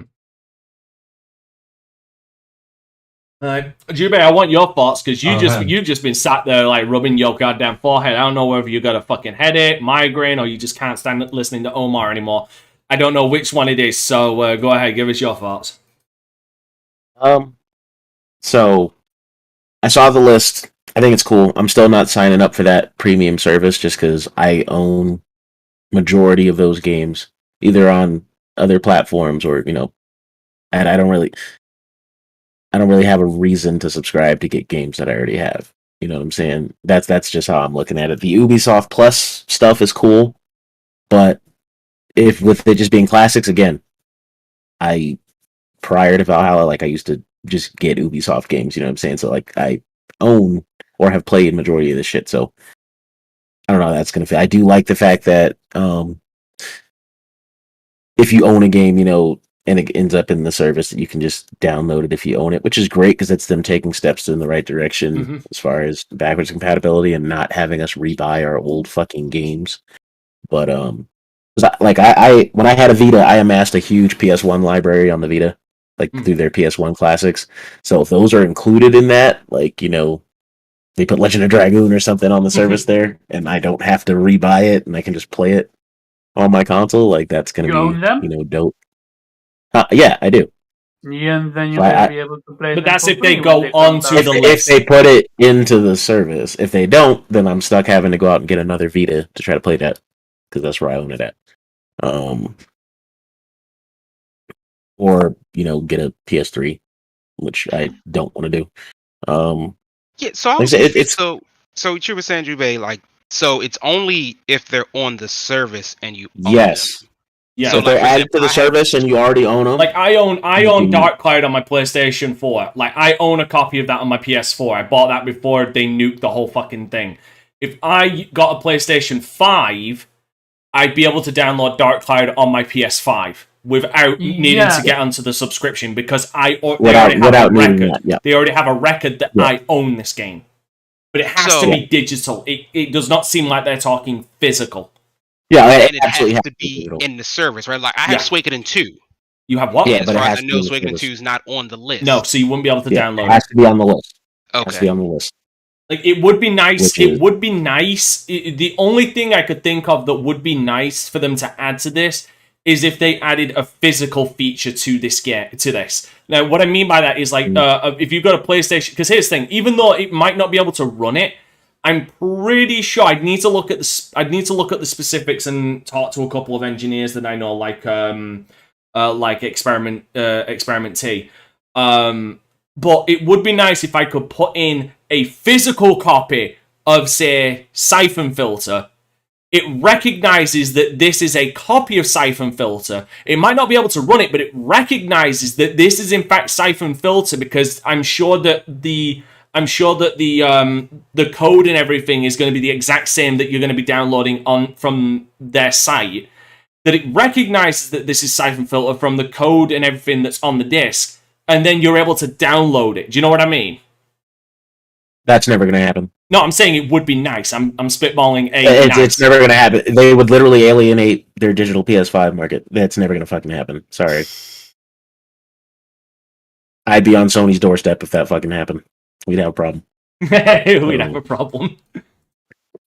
If I own Jack 2, it'd be nice if I could put in my Jack 2 disc into my PS5 and it says, "Oh, this is Jack 2. You actually own it." Okay, no, you can download it. Yeah, no. I don't think that's ever going to fly. It's wishful thinking, but I don't think that's ever going to be a thing. Sony, you want backwards compatibility games? If they can't even emulate the PS3, they're not going to go out. Oh no, you keep asking Omar. They're doing it. They're doing it. It's in the works. It's not going to happen. Like I said, overall, I don't see much value for the service. They're going to emulate it through their service or whatever. Yeah, they're just gonna have a bunch of PlayStation 3s hooked up to a fucking server and just run the games. Yeah, they're gonna emulate it through streaming. No, it is. Yeah. It is. Play original PS3 games via streaming. It says it. Yeah, that's what I'm saying. That's the only way to play them. They're gonna emulate it, but it's just gonna be via streaming. The only good side to that is the fact that it's like I didn't see anything about this for the PlayStation 4 5 catalog. I didn't see it for the classics. But they specifically highlight original PlayStation 3 games via streaming. They specifically highlight PS4, PS5, and PC. This is the only thing. If you have this subscription on PC, you only get PlayStation 3 games. Yeah. Like I said, my big thing is I just don't have the value. I don't see the value for myself in this service. Agree. Not that it's going to be like for people that are like Omar. I can't even say new to play. Like I guess new to PlayStation, which I don't know. Or staunch diehards like Omar. Right. Like if you're say you're switching from like Xbox or like you've been on like Nintendo products and you finally get a PlayStation, this is going to be great for you because you can catch up on a lot of things. You know what I'm saying? But people that have been invested playing these games, I don't have the value there. Sorry, I've played a lot of that in my life. I'm not going to pay you to replay or have the option to look at and not play games that I've already played. So it's going to be a wait and see for me as that list fleshes out and see what other new things that I haven't played yet that end up added to the service, and how the games that we already own get added and how that whole thing works without it being an issue. Yeah. One side thing I want to drill Omar for, as far as him defending, time limited game trials to this fucking subscription service. Yeah, the fact that they've only got 6 fucking games so far on this list, and at least two of these games at least one of these games has already been out for a fucking year. And actually, 2 of them have already been out for over a year. Yeah, no, this list shows how much of a fucking awful idea this is. Because again, the games they have on this time limited game trials, which is only available for Premium and Deluxe, is Uncharted Legacy of Thieves Collection, which is basically just Uncharted 1. Wait, no, it's not even Uncharted 1, 2, and 3. It's just Uncharted 4. It's just Uncharted 4 because they're about to release that. 4 and Lost Legacy. 4 and Lost Legacy. Yeah. Which 4 and Lost Legacy are fucking available in the download for the PlayStation 4 and 5. They're both there for download. No. The different. Are you talking about because it came with the new one? Are you talking about the new one because they just upgraded? Uncharted Legacy of Thieves Collection. That's not Naming Direct Collection. That's the newest one that only has 4 and Lost Legacy in it. Then this one is updated for PlayStation 5 haptic feedback. That doesn't fucking matter. They're still releasing. They're still asking you to pay a time trial of 2 games that they're literally giving you on the service. They're not giving to me on the service. I'm not able to play it right now with haptic and adaptive triggers. I'm only playing the original one. I love how that is his justification for paying. That sounds like an inconvenience. That sounds like fucking excuses. It's literally, I literally describe it how it is. It's got you can feel it in you can feel it in the triggers. Wow, this is worth locking it behind the time gate. Bruh. As Dragon is saying to you, bruh. Yeah, nah, sorry. And my last point, and then I'm done talking about this, is what's up with this love for these old ass games? Because pretty much every game in this service is old as fuck. Outside of, even Returnal was still 2020, right? 2020, 2021? Yes. 2021. Yes. 2021. It's okay, that's kind of recent, but like Demon's Souls. Valhalla is approaching 2 years. Valhalla is approaching 2 years of it being on the market. Mm-hmm. Like, games are old, and now magically people are excited to be trying to play some old ass games after that was a whole thing. Yeah, only a couple of these are like within the last 2 year mark, which is and that's my problem with it. It's like there's no I've played it. I either played it or don't care about it. So like, where's the value for me? I'm not gonna pay you to stare at your library and not use it. Sorry, but Yeah, that's my 2 cents. Zero. What are your thoughts as the outsider on this? Well, I think I'm the only one who's actually kind of a fan of PlayStation Now, though. No, Kofi is. He's just disappeared into the goddamn void, and we can't get a hold of him. True, Kofi likes PlayStation Now. It's cool what I see. Like the Vita thing is very cool. I like that. I agree with you guys on the time trial things.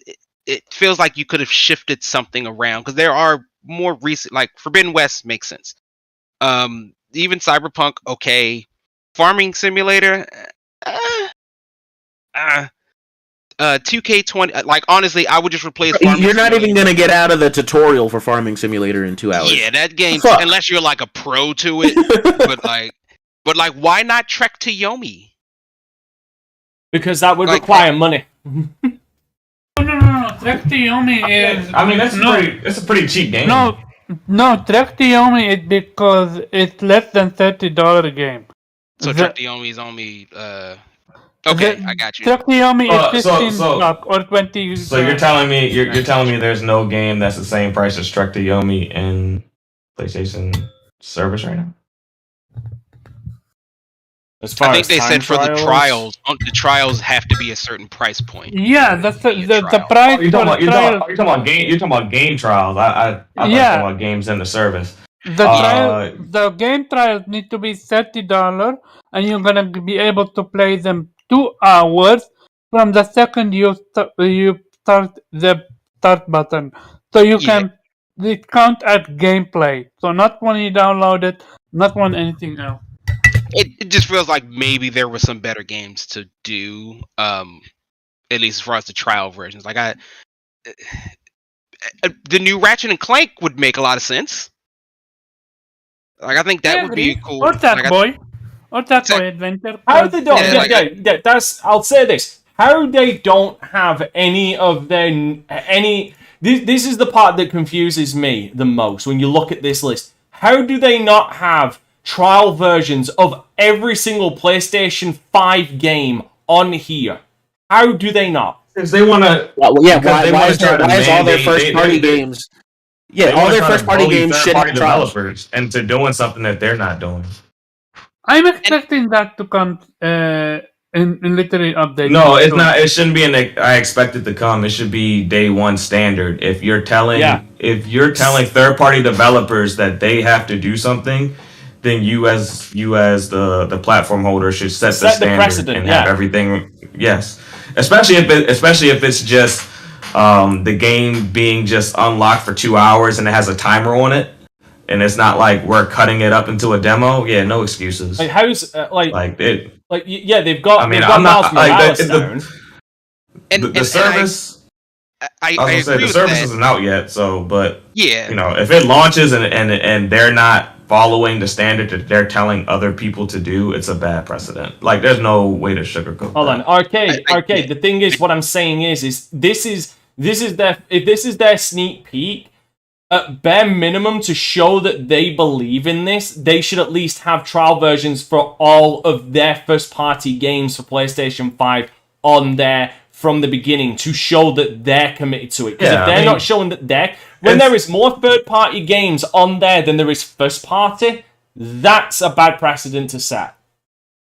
Like when you're doing a sneak peek, there's no need to say that the games that you bought for PlayStation Classics will be, there for you whether or not you have the service or not. You could have said that later. Like you could say whatever you want in a sneak peek. I mean, that's something that should have been clarified. That if this game trials is such a big thing, all of their games should have a trial, should have a timer on them. You can play them for 2 hours or whatever. Yeah, it's interesting. And again, I don't know how I'm very interested to see just how many timed trials will be existing at any given moment on the service. Because if I have wished I was closing my PlayStation, I feel almost positive WWE 2K22 is on PS Now currentry. It is. I'm just curious. Yeah. So here's a big one for me. How's there not a Gran Turismo 7 trial? And my thing is, I think you guys are right when like this is clearly there's something coming because this is not 700 plus games. Yeah. But I agree with you, and at least the sneak peek portion probably should have led with maybe put your best foot forward in that sense, and maybe had a little bit more of those GT, Horizon Forbidden West. That's cool. Demon Souls.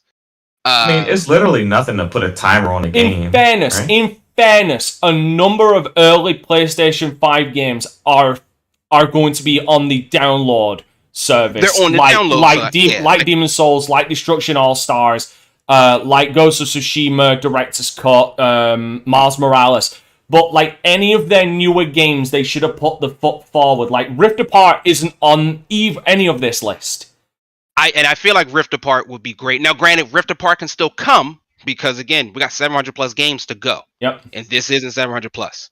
No. So I don't know what's coming. We can only anticipate or assume. But I do agree, not at least for the trial portion of it, not the greatest step forward. Especially because like you put Horizon on there, it's like okay, everything within that time frame when Horizon came out should also, my thought would be on that list. It still could be coming. I don't know.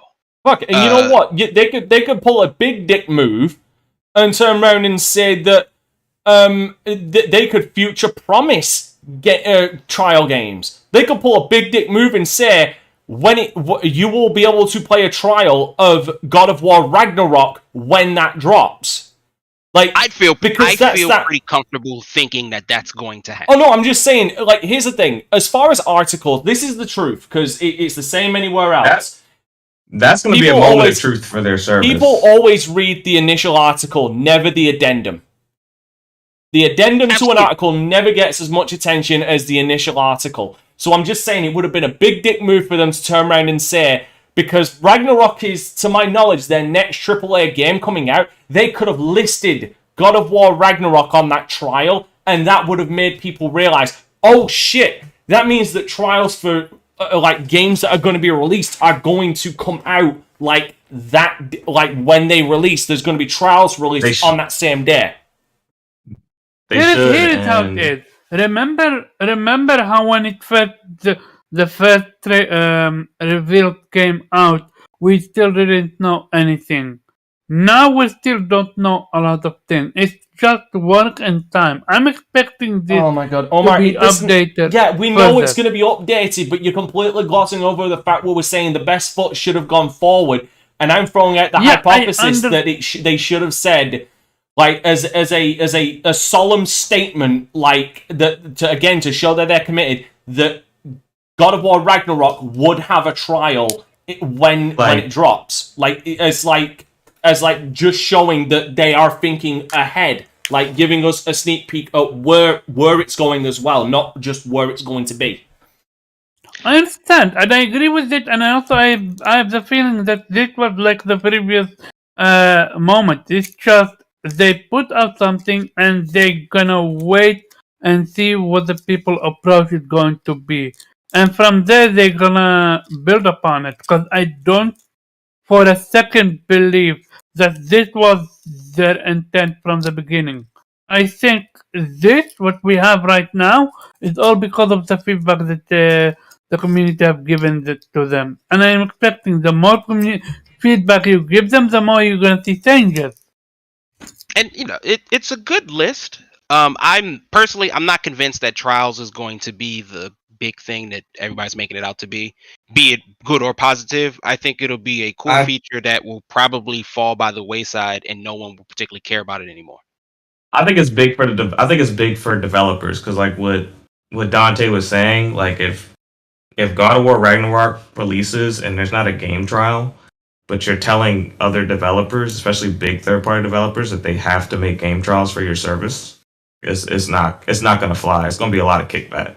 From a company mandate, I completely understand you. From a gamer perspective, I don't think gamers care. Like I think they like to say they care, but just like game preservation, at the end of the day, they don't really care. But here's the thing: a lot of the PlayStation diehards, like Omar, keep saying that they care and keep telling Sony that we care. I mean, of course, and that is what it is. But like, I just don't think it's going to be the thing. I think I would not be surprised in like 5 years from now that it just goes away, or it's just a thing that exists that nobody talks about. It'll only be used as like extra check 'em points in like people's console wars, but never in any like meaningful way. I think that will like bring it back up, because people have just at this point we've just written off demos. People want them, but like we haven't had them for like generations now. Now we So, get like, them. We get them few and far in between. Which Like- means we effectively don't really have them. There was a time when almost everything had a demo. Yeah, now we pay for it. So if few and far between, like nobody, and between that entire period, nobody has really been clamoring for it. Even a lot of the diehards, like a lot of discourse does not circle around like bring back our demos. We want our demos Like- back. Yeah, It is what it is. I like trials. I think it's a cool feature. But you know, and that's to my larger point with this. A lot of this, like Omar, a lot of stuff isn't for me. And a lot of stuff isn't for me, not necessarily because I played a lot of it, but because I already have PS Now. And a lot of this stuff is already on PS Now. I'm looking for the things specifically in that Hyper Deluxe area that make it interesting. Yeah, like it's, imagine if they put Legend of Dragoon in there, then you have. I need more than Legend of Dragoon. There, even What with do you this, need? again, there are, I think I counted them, 12 or 16 games on PS2 currently in the service right now. You add if you're Legend paying of for the Dragoon, top tier for just old games. then I'm just yeah. saying you add. They're not even top tier games. I'm just saying if you're paying the top tier price for the service for access to those games.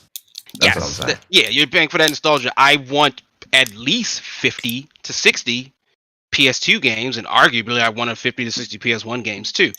Like if you're But gonna make which that, one? I need to You- Hold on. I need to- Hold on. How many Don't you want PS2? them- Hold on. How many PS2 games did you say there's on the PlayStation server? PlayStation 2, PlayStation 4 right now. How many? on PS2 games in PlayStation Now, there's only about 16. There's less than that on this list. Like the current Well, list. that they these put are out. some of these are already on that list, and that's part of my challenge. I'm like Wild Arms 3 is already there. Okay, so then if my point the Lad is already there. Dark Cloud 1 and 2 is actually, now that I look at it, all of these are the ones that are already on the list. So that makes me wonder if they're just moving that service over. If they're just moving the Now service into, okay, then this confuses me a bit more. Again, I'm not trying to play conspiracy theorist, but if they're just basically moving this the Now service, folding it into Plus, That's all it is. then why isn't like the full list of PS2 games that are on the PlayStation Now currently on this list? Actually, they are. That's what he just said. This is the list. All these classic game remasters. This is the entire list that's on PS2 right now. But you said there's PlayStation like Now. 15. You said there's like how many? My count was wrong. So it's 1, 2, 3, 4, 5, 6, 7, 8, 9. There's 13 10, here. 11, 12, 13. Right. Okay. These are all the ones that are there. With PS1, I'm pretty sure there are no PS1 games. Yeah, it just starts with PS2. Okay. Yeah, if you're paying for the premium tier, you need the top 100 PlayStation 2 and PlayStation 1 games. And that's where I'm coming from. I'm coming from as a person who is invested in the service. I like it for what it is, but I do recognize particularly that PS1, PSP, and PS2 are severely lacking, especially considering the PS2 being the greatest selling system of all time. Like, it's a bit of an issue that, like, When you put get more the into- game, don't you want them to be updated? And I think it's half and half. Because a lot of the games that I've played on PlayStation Now weren't updated, but I still had fun with them. But if you already own the games, they're already going to be updated whether you have the service or I not. guarantee you, games like Ape Escape and Tekken 2, they're not going to be updated. I mean, but that's what they're advertising. They're They said advertising. but I that don't they're- think. Yeah, but I don't think a they're lot not, of them like like again. remastered, but they said they got like a subtle frame rate boost or whatever. So Yeah, basically, like Hot Shot- checkerboarding. I play a lot of Hot they're- Shots tennis. It's fine. They're not Like- they're not coming out like Xbox and claiming that we bumped everything up to 60 or anything like that. Just a But they're stable, saying just a that- stable frame rate and checkerboarding, like an Yeah. anti-aliasing up to where if I put it on like a 1080p or a 4K monitor, I'm not going to be able to count all the pixels with my naked eye. That would be But nice. but my thing is, where's Final Fantasy Tactics? Where's Parappa the Rapper? Where's Chrono Cross? Where's See, Driver? Where is Iron Hand? Where's Metal Gear Where Solid is, 1, 2, and 3? Street Fighter 3. This is what for me, where's Xenogears? For me, as a person again who already has this service, this is the stuff I'm looking for. Where's Zone of the Because- Enders, So for here's- fuck's sake? Because otherwise, to me, go ahead. I'm sorry. Go ahead, Reggie. I was like, Go ahead, finish your thought. I don't want to cut you off. the thing that sells it for me, because again, a lot of these games are already on the service, so it's nice to see like the more modern PS5 games. But like, For Honor's there, Far Cry 4 is there, Far Cry 3 is there, Dead Cell's there, City Skylines, Celeste, Arkham Knight, Valhalla's not there, 2K, Outer Wilds, Red Dead Redemption, they're all here already. So like, the way I look at it is, what was the point of changing anything if you really aren't adding much?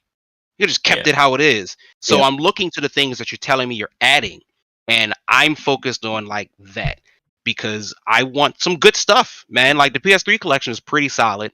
PS4 is cool. It's what it is. They make up the bulk of the collection, about 400 a piece between the two of them. So how many, man, I have to be realistic. How many PS1, Vita, and 2 games are they realistically going to add? Not much. Because it doesn't. See, here's it the doesn't feel like 100 between the three of them. okay. So, the issue with the PlayStation service. I mean, right now, I think it's a good start, but I think the issue with the service that we're gonna run into is that subscription services are geared towards casual audiences, and I do not feel that PlayStation understands their target audience with their subscription service.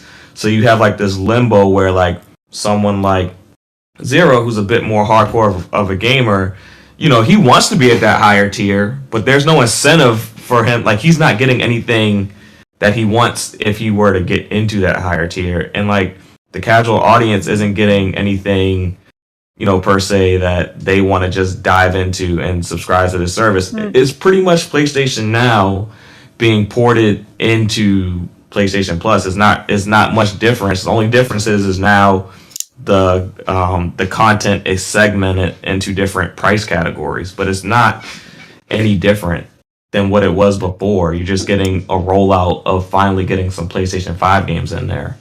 Here's what I have believed that's happening. Sorry to cut you off, but just to explain something to you. Maybe you didn't know that. PlayStation has since short established what was that thing called? A preservation team. They're going all in on preservation. So I'm But the issue expecting is big change for this one. you can go all in on preservation all you want, but Sony is a if it don't make dollars, it don't make sense company. And if them subs don't go above 2 million, like, you know, like they've been sitting at 2 million for like how many years on the PlayStation Now side? So I mean, like, if you have all those people just migrate into PlayStation Plus, which they probably already own, but they're not moving up in a higher tier to for, you know, for those services that they're hosting on their servers, and they're, you know, doing all this work to refresh these games, eventually it's gonna slow down. It's gonna stop. Which is why I turned around and said that they needed to be different. They should have just sold them outright. Well, they said that some of the games that some of the PS classics that they released, they are gonna be for sale. No. Again. I'm on about like they should have just gone the opposite route. Instead of just like a subscription service, they should have just gone with the straight outright. We're going to put these games on sale. We're going to preserve these games. We're going to make sure they run decently on modern hardware, and we're going to sell them to you. Like, basically what Nintendo did with the Wii U. Like, where they put stuff, like, they should have gone that route. Because here's the problem. Everybody else is doing this streaming thing. It would have made PlayStation stand out, and I guarantee you would have garnered a lot more favor than putting it behind an exorbitant fucking paywall. I think the biggest thing that they did towards getting more subscribers is integrating some version of Ubisoft Plus into there, because it just gives them, a bit more content, and people who kind of like Ubisoft games and maybe aren't willing to buy them anymore because they're a little bit bloated. They're like, I'll pay an extra whatever for this next tier where I get some Ubisoft Plus games. But I still think there is a messaging issue where you're just not gonna get the numbers. And they're not, yeah, but if they see, the thing is, what Xbox did was they made it so cheap and convenient that people got in and realized that the service was good, because they didn't have a lot of games at first, but then games started, as subscribers went up, the content got better.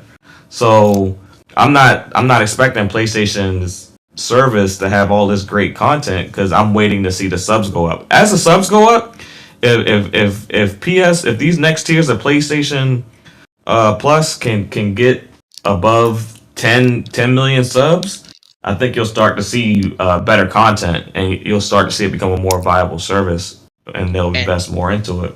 And But that's right now, Sony. just- That's it. Sony will invest more into it. I don't want this to be. I don't want them to treat this like they've been treating PS Now for the past couple of years, which seemed to just be an afterthought. So I really want them to do a bit better. And the preservation team feels like a bit of a misnomer. What do you And mean? That when they say preserve, what does that mean specifically? Because as like we take all the PS1 games, they, outside of like getting rid of their code anywhere, like they are fine. You can just put them on something right now. Like, but of course there are licenses to navigate. But let's say they don't all of own any Sony's of the damn games, games. you can just put them all on there. But then to me, you run into what Nintendo's doing. We all agree Nintendo's not good at preserving their games, mainly emulating because them. because what they keep doing is taking them off services and then reselling them to you. Like Mario will be available forever.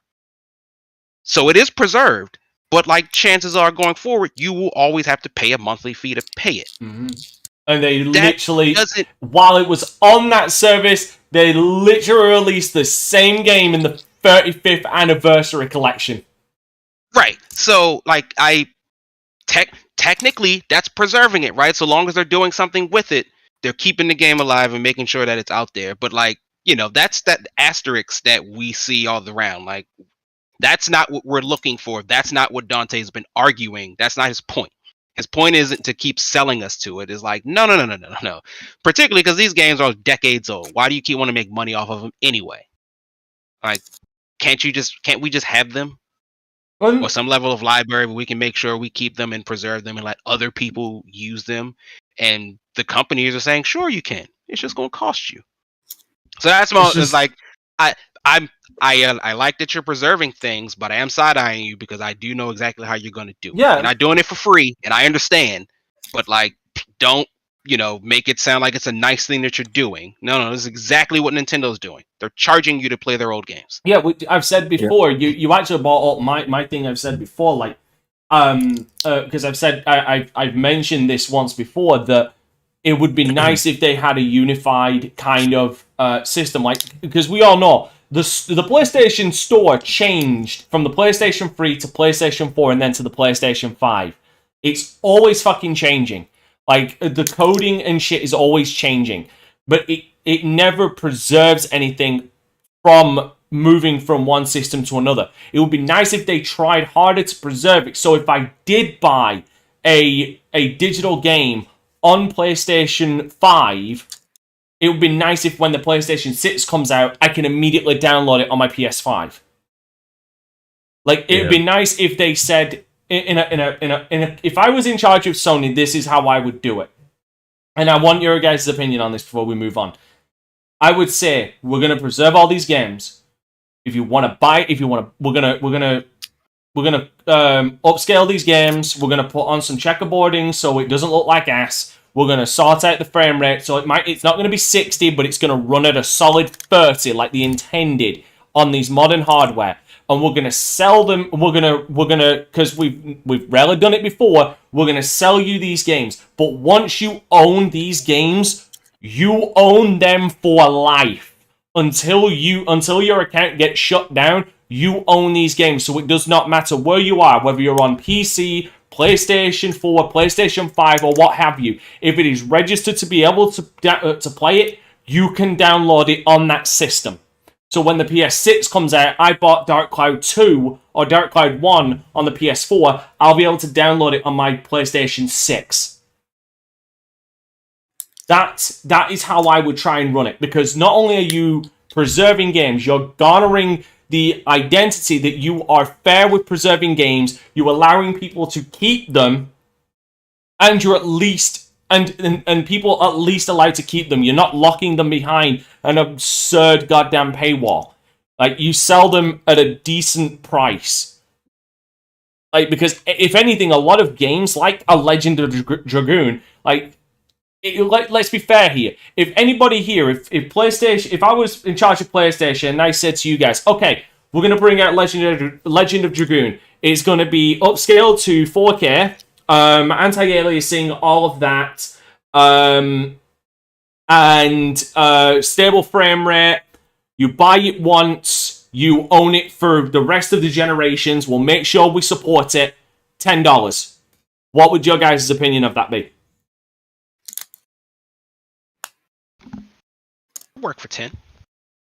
Because the thing is, with all the games, especially games like Legend of Dragoon, you've got to kind of balance it between what's acceptable, what people would want, and what's the current resale value on that game. Because I guarantee you, if I was to Google Legend of Dragoon physical copy, that motherfucker's like $200, $300. Exactly.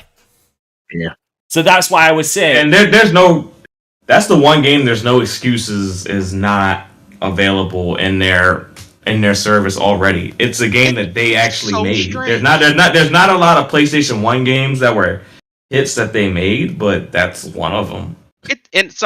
My only assumption is like there has to be some internal stuff that like spread out the licensing to whoever and did whatever, because you're right. Like, why isn't it there? It should be. It's their game. It's like of Or, the pillars of PlayStation 1, it's one of the few games that's theirs. Like, they developed and published it. Like, it's not. Yeah, I just feel like if you know. nothing else, like you have it, just throw it out there. Like, you made Exactly. it, yours. So, Why are they so and, you know, opposed to it? People want it. People fucking want it. I know they have to hear it. Yeah. because here's the thing. Here's the thing as well. The reason why it boggles my mind on why they don't do why I would do this, as far as like doing the flat out one payment, is for one, like, I guarantee you, modern technology, especially with older games, because emulators do it great, is upscaling these games and throwing on some anti-aliasing isn't going to require all that much manpower. You know what I mean? It isn't going to require like a whole studio to do that. Like maybe half of a studio. Especially if you want to start pumping out games like on a regular. And then you own the fucking servers. So all you got to do is pay the electricity bill, which you're already doing. So it's not like, especially with their own games, it's not like it's coming out of any extra cost. If anything, it's probably going to add like a couple of extra dollars. Like literally a couple of, actually they're a Japanese company. Okay, a couple of extra yen. Like not a serious amount to keep that up there. And if you keep advertising it on your PlayStation saying classic games, like it has its own section on the PlayStation Store. Like you boot up the PlayStation Store, it has PS5 games, PS4, PS3, PS2, PS1, PSP, PS Vita. It will always be there in people's subconscious, and people will go and try them. People will go and buy them, or they'll look up, okay, is this game any good? And then they'll buy it, and then it's just keeping the cost. Do you know what I mean? Again, I'm talking out of if I worked for Sony and I had control. But it will never fucking happen because they don't hire intelligent people. I mean, you could even meet them halfway because, like, your perspective is the more altruistic one. That's lean more towards the Nintendo side of it. Like, Nintendo has proven people will pay a little bit more money to like still play and not do anything to it and play the same old game.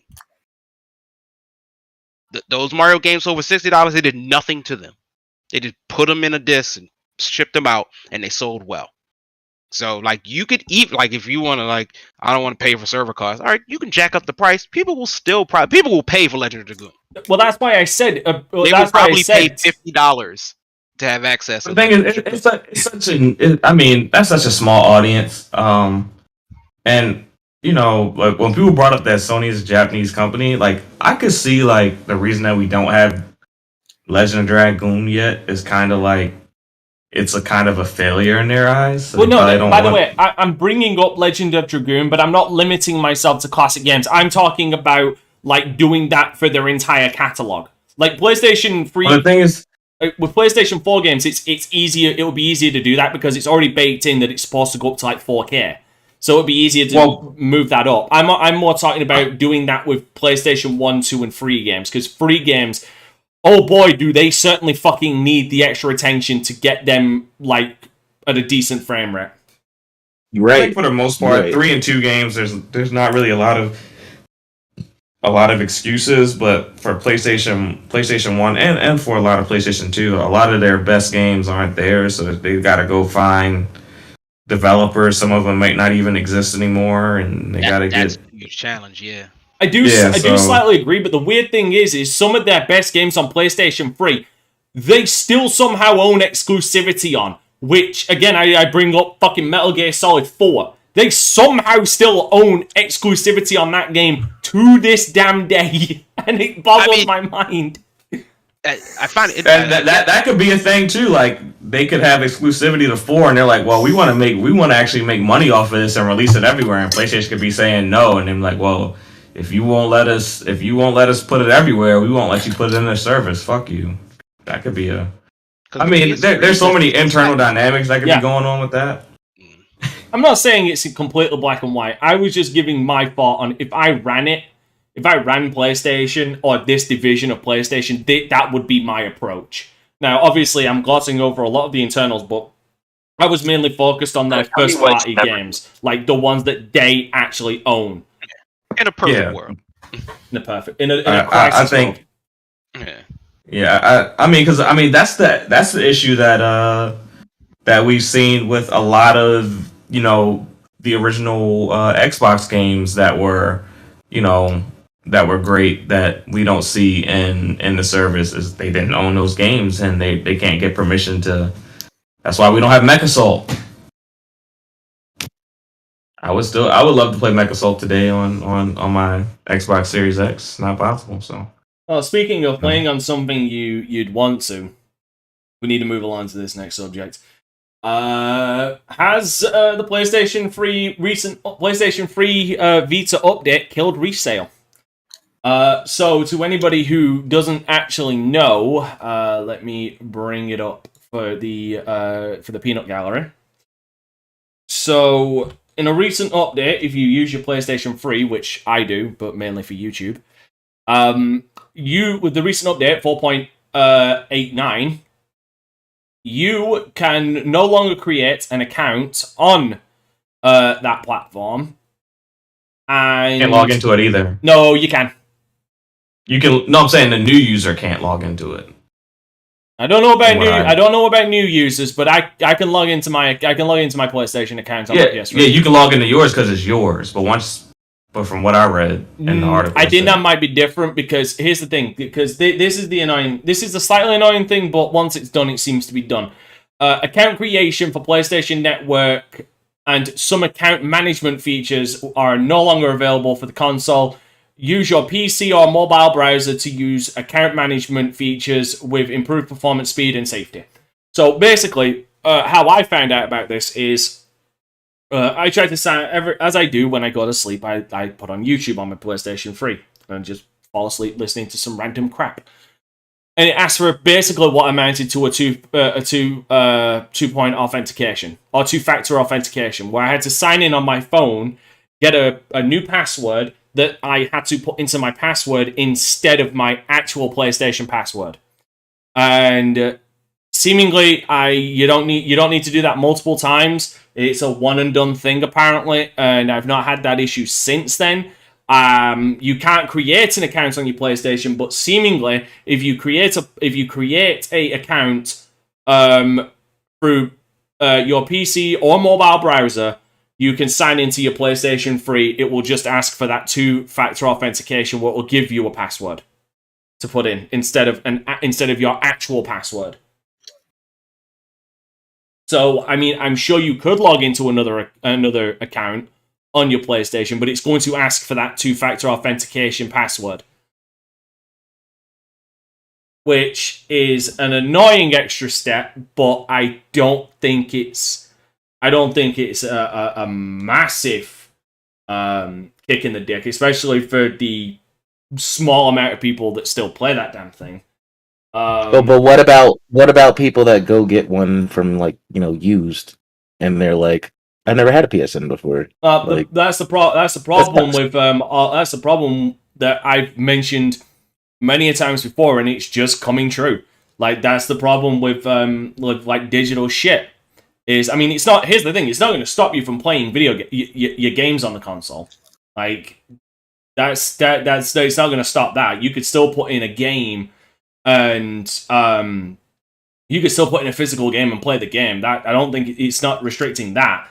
Now, if you want to download games, it's going to restrict that, because you need to obviously go through what I just mentioned by putting in your email address, your normal password, then going onto your phone to get the authentication password, then putting that in instead of your actual password. But my thing is, if you can't make a PSN account, how are you going to get in and download games? But you can. You can't make it on. You can't make it on the PS3, but you can make an account and use it on the PS3, because it says use your PC or mobile to use Account Manager, which basically means to create an account as well. Can you create an account from a PC? Yes. Yeah, you can do it from there. Okay. That's annoying. So they're just adding. Are they just adding 2-factor authentication? Basically that's what it comes down to. They say it's 2-factor authentication. Yeah.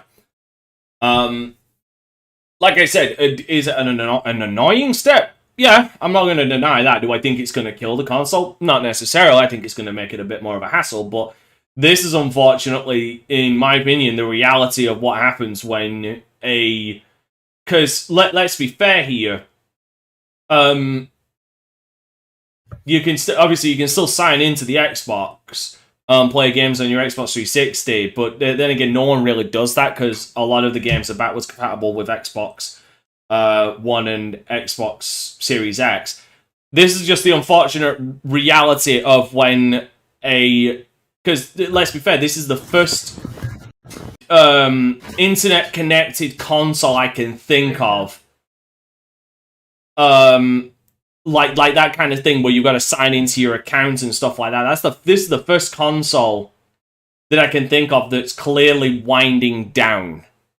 Like, it is going to die eventually. But now they're just clearly, like, I mean, when I say die, I mean like cut off all service, because they're still fucking updating the damn thing somehow. But I'm talking about when all updates are done, when they cut off all PlayStation Store stuff. Like, this is the first the PlayStation 3 and 360 are the first generation where we actually had this in consoles. So this, to me, was an inevitability that it was going to happen. It'll happen with the Xbox 360 at some point as well. It'll happen with the 360. It just happened to happen with the PlayStation 3 first. When it comes to like this kind of restrictions being added on so long after its projected lifespan. I mean, for fuck's sake, when did they stop making PlayStation fucking 3s? Well, I look this up. Zero, what do you think? I mean, if it's just 2-factor authentication, because I didn't see much of the article, but so it was just what I saw just from Twitter and stuff. Because at first I was like, so I was confused, because it seemed like what they were saying is you could no longer create an account. Hold on, what was... I didn't catch that because I think Omar got in his bed. Sorry about that. as I was confused because I thought it read as if you could no longer create an account and download games on your PS3, which I was infinitely confused by. Because like, why would that matter? No, you can't. I don't think you can. You cannot create a new account. You can't do it on the PS3. Yes, but you can do it. But you can do it on PC, PlayStation, mobile, PlayStation 4, PlayStation 5. But you can still log into it on your PlayStation 3. Yeah, that I thought it was saying you couldn't do that, and I was like, well, literally everything else in the world does that. So why are you the only outlier and you can't do that? Now that it doesn't seem to be the case, it just seems like extra steps, which like we all hate two-factor authentication, but it's needed. Lest we forget, PlayStation was hacked years ago and customer information was stolen. Certain people don't let us fucking forget. Yeah, it's important to make sure that's all tied up nicely. Every time there seems to be an Xbox hack, they're always like, remember that PlayStation hack? Yeah, it's like, all right, come on. Different things, guys. So, yeah, I mean, it seems fine. I got nothing for it. So long as they're not stopping you from doing it, then I'm perfectly fine. Yeah. Yeah, this did seem like a nothing burger. I was thinking about it's just annoying. Pharaoh, you're the Well, let's talk to Pharaoh, the one who wanted to talk about this, and we'll throw you in the fire here. Go on. What are your thoughts? Yeah, throw me in the fire. I will throw you under the bus for this. Yes. You got an animation for that? So roll it out. Oh, hold on, Devil's Advocate. You know what? Hold on. I think I could. Give me a second. Give me a minute. Unfortunately, I don't have your face, but I can bring this up on loop while you talk. I should be able to loop this. Just get the damn bus rolling. Yeah, I definitely misread this, just like Zero misread this. I was like, damn. I was like, so I can't log into I can't buy a PlayStation 3 off of somebody and log into it anymore? I was like, that's trash. That kills resale value. Let me hold on. I'd like to direct everybody to the stream just so they can see me throwing Pharaoh under the bus. And I'm playing it in 5. If 4, I don't 3, see Pharaoh being 1. thrown under the bus, I'm gonna riot. Boom! There you go. There goes Pharaoh. Oh yeah. Go ahead. Nope. Please continue. Because I still have like 2 PS3s, and I'm like, I can't sell it one day, then that's gonna make me sick. See, that's the thing. Like, I feel like this is the start of a bigger conversation. There will be a day where you will no longer be able to sign into your PlayStation 3. Same as your 360. There will be a day when this comes. We're seeing the early stages of it. This, to me, is the early stages of it. But it just happens to be the PS3 did it first. But both PlayStation 3 and Xbox 360, this will happen on both of them. Look, when I'm gone from this world, I just want to have my PSN and the password written on a piece of paper, and I just want my grandkids to be able to fire it up and log into the PSN account, and play some great old games. We just want that good old. I'm taking my account with me like fucking pharaohs of Egypt. I'm burying them all with me. Burying me with my Xbox 360. Yes, bury me with all my Xboxes and PlayStation, Nintendos. Just so Are you gonna have like all your games like melted down and shit and like? Yes. No. My fucking coffin is going to be constructed out of all of my video games.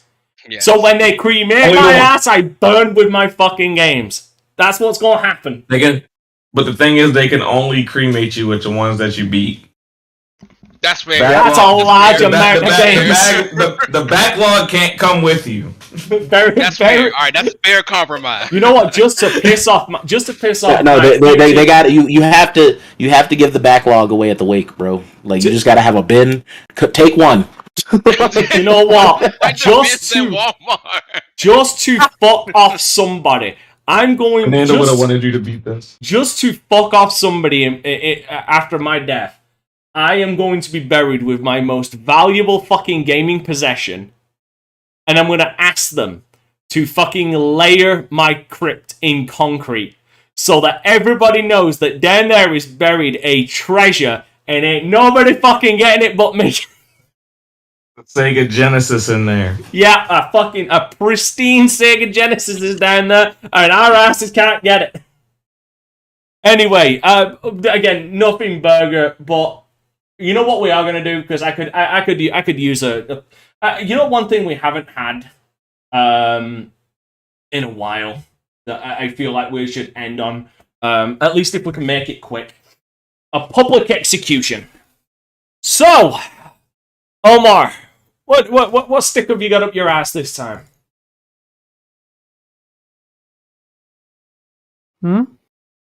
Oh yeah! I forgot. Somebody said they were coming for some knees. Yeah. I was waiting for this moment. I said so. Me and you guys, we were arguing about what would happen with if PlayStation, if Microsoft cancelled the game Tokyo Ghost Wire Tokyo and fucking Deathloop. Thank you. And I said they would be sued. Microsoft would be literally sued. Because you're literally killing a contract that's been signed before.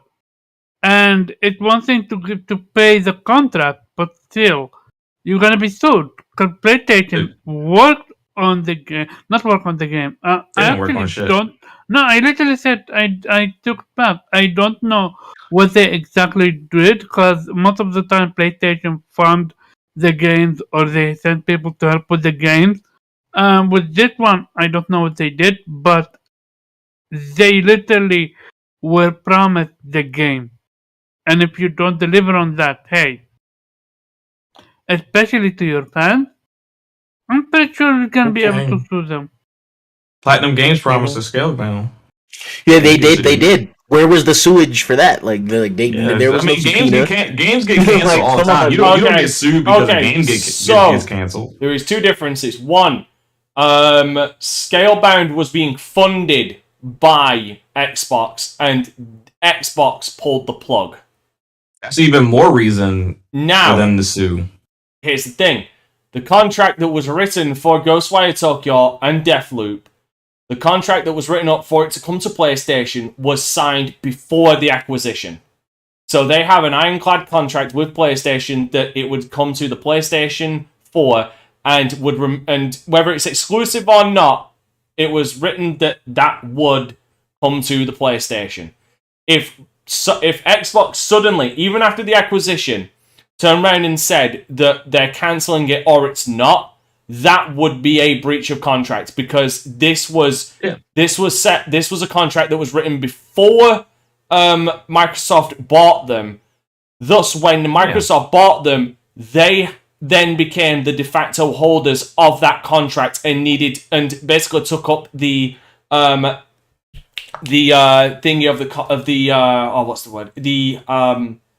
they basically took up that contract and took all responsibility for that contract. So they had to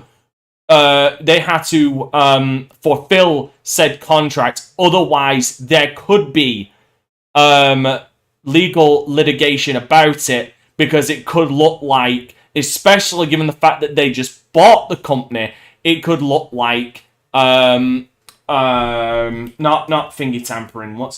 Basically, it would look like they were trying to kill competition. It would look like, and that would add to an antitrust thing, because they're directly impeding another company's product by breaking a contract that they had was not their product. It's a product that Sony was promised. So technically, it would be their product that they're putting out, since it's on their service. It would impede that contract, because they were promised it. So that's why go on. They were, and they would have more say in that if they actually own the IP, but they don't. It's like they're being commissioned for a project. Commissions, they can. I do want to say no contract is ironclad. Sorry, that's very false. All They're all those every- contracts have how- contingencies in them. Like they all have they like always do. if this game doesn't come out, then this and this and this and this. Like all that's in the contract. It's all So the game it's all stipulated out. If Right. that game would have got canceled, I'm not saying Microsoft walks off scotch free. They walk off having to fulfill whatever they have to fulfill as a result of not fulfilling the contract. Whether they owe, which is an undisclosed amount of money, possibly, or but they'd also. But here's the thing: nobody would sue for that. But that all depends because then the onus, because especially given the fact that Microsoft bought them and then the game was cancelled, it would then be on an onus of Microsoft to prove that they cancelled the game for legitimate reasons and not to hurt PlayStation's business. That may come down to a congressional thing, but that wouldn't come down to a Sony Microsoft thing in court. No, it would. The game got canceled, but it still would go to court. But again, like I said, there's so many spider webs to this damn thing that the fact that first of all, this shouldn't even be a topic because there's no way it would have been cancelled for it doesn't make financial sense. It doesn't make financial sense to cancel it because it's like, all right, I just bought this company. Sony just paid this company an undisclosed amount of money to develop this game, right? Yeah. Well, I mean, we don't even know if they put any. That's the thing. We don't because it's coming to Xbox. To get exclusive rights cost. Like I'm not just gonna make the game for you. Like nobody's getting sued. Like we've seen this happen plenty of times before. Like I can think of a game that I was extremely excited for that was being made by Level 5.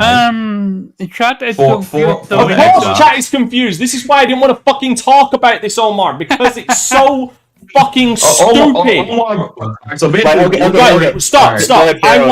Jubei has the clearest mic. I want Jubei to lay out this retardation for everybody. So Jubei, please. Okay, so the argument was, if what would happen if Xbox had like canceled the PlayStation versions of like Deathloop and no, they just canceled Deathloop altogether. Right. Like, and Ghostwire. They bought Bethesda and said fuck that game and just canceled it. Right. No, it was like. No. Yeah, that's what I'm the one who brought it up. I'm the one who said it. Basically, Omar talks some shit, and now we're all fucking stuck here. So yeah. Should have been Either way, nothing was getting canceled. It was a hypothetical question that kind of went off the rails there, and we're still talking about it. Basically, I was saying hypothetically, when Xbox acquired Bethesda, they could have just said, "Fuck it, y'all are done making whatever y'all making. It's time to make some new shit," and y'all just wouldn't have had Deathloop. Deathloop couldn't just never been a thing. And then he said then Microsoft would have got sued, and they wouldn't have gotten sued. They would have had to fulfill whatever the contract states if you don't complete the game. Like if the game's not completed, give us our money back plus whatever penalties. Exactly, but he was like, "Oh, they get sued." I'm like, okay, they get sued. It's not like they don't have fucking money. Like that would have. They're not my thing is they're not going to get sued. I've seen this plenty of times where a platform holder has paid for some form of exclusivity from a third party developer, and the game doesn't come out. It happens. It doesn't matter the reason that it happens. I mean, Level 5 is not a company that doesn't exist anymore. They just decided to not make True Fantasy Live anymore. They just said, fuck it, we're not making it no more. We never got the game. Microsoft never sued Level 5 for it. It's just that's just not how it works. But the each his own. That was pretty much the argument. A better hypothetical is if and when Nintendo Switch surpasses the PS4 in global sales, will Nintendo be the greatest video game company of all time? Having 3 of their systems. I have to say, the PS2, PS2 is number 1, but after that, the Nintendo has 3 of the best-selling systems of all time. Yep, that'd be undeniable at that point. All right, so the issue is that the reason that this is an issue, that this is the greatest, it's because I'm humoring stupidity. That is why we're here, because I am humoring stupidity. Because all right, Nintendo like makes Dragon- these jank ass little consoles that I'm fucking just- break left and right in the hands of children. You know, from them throwing them shits or whatever the fuck kids do with their little handheld consoles, and they break, and then parents got to go buy new ones. Like, so you know, one kid gets 6 fucking Game Boy Colors or whatever the fuck y'all are playing nowadays, and then next thing you know, you own like 5 or 6 on one damn console. That's Man, why they- Nintendo they- owns. What? That's the thing with handheld consoles. They fucking break one way or another when you put them in the hands of little people who don't know how to act. Hold on, wait. How many wait. versions of the Wait, DS did I Fair buy? off. I bought like Barrel, I need to ask: Like- Did your kid just recently upset you by breaking a handheld or something? Because My kids break all types of shit. I knew it. I knew it. I was wondering where this came from, and I knew something had happened. I mean, I'm just saying, Mario Kart 8 is still outselling everything that Sony and Xbox is putting out. Ow. Zero, tell me you or one of your friends never lost a fucking Game Boy and had to get a new one. I never have. I've still got my original one. I never lost a Game Boy Hold and had on. to get it. I Hold never on. had a Game Boy. You never seen someone get one stolen out of their locker or some shit like that. I when y'all- sure I've as fuck seen did. plenty of Game And Boys that it stolen. never Yeah, that's what I'm saying. happened. So you know someone who's lost one. That's what I'm saying. And that's the type of shit that happens. So then the parents gotta go and buy a whole new fucking Game Boy because you like to fucking play it on your ride to school. I mean, that's why they sold so many fucking consoles. I mean, that's just how it is. Hold up. What's the statute of what's the statute of limitations for theft? I have questions. Look at this. Yeah, like, Still got my original one. This used to be my dad's. But yeah, Nice. that's why Nintendo like sell, because when you make something portable and handheld and it doesn't just sit in one particular location, there's so many things that happen to your handheld, to your Game Boy Colors in advance that you end up having to buy another one. And you know So what? basically, Hold on. a You know. Switch, basically a Switch Lite, eh? What happened with the Joy-Con drift and stuff like that? Yeah, If you get Joy-Con the- drift. Like there's so many things that force you to buy a new handheld. Not like these warranties it's were like like that by ironclad this- back in the day.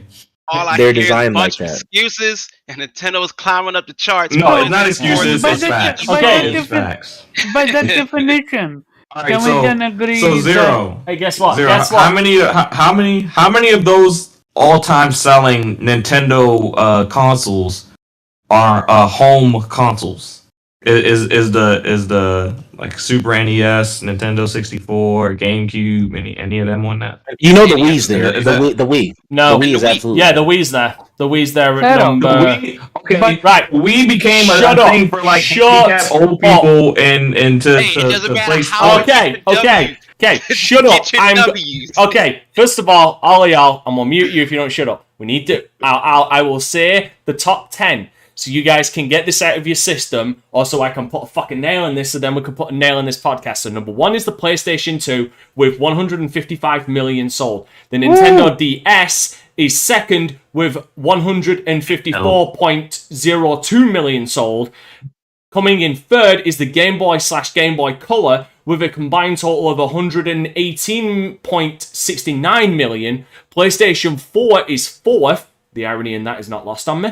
With 117.2 million. The Nintendo Switch is fifth with 107.65 million sold. The PlayStation 1 is in number 6 with 102.49 million sold. The Wii is in 7th, having sold 101.63 million. The PlayStation 3 is next, having sold 87.4 million. And the Xbox 360 is then next, having sold 84 million.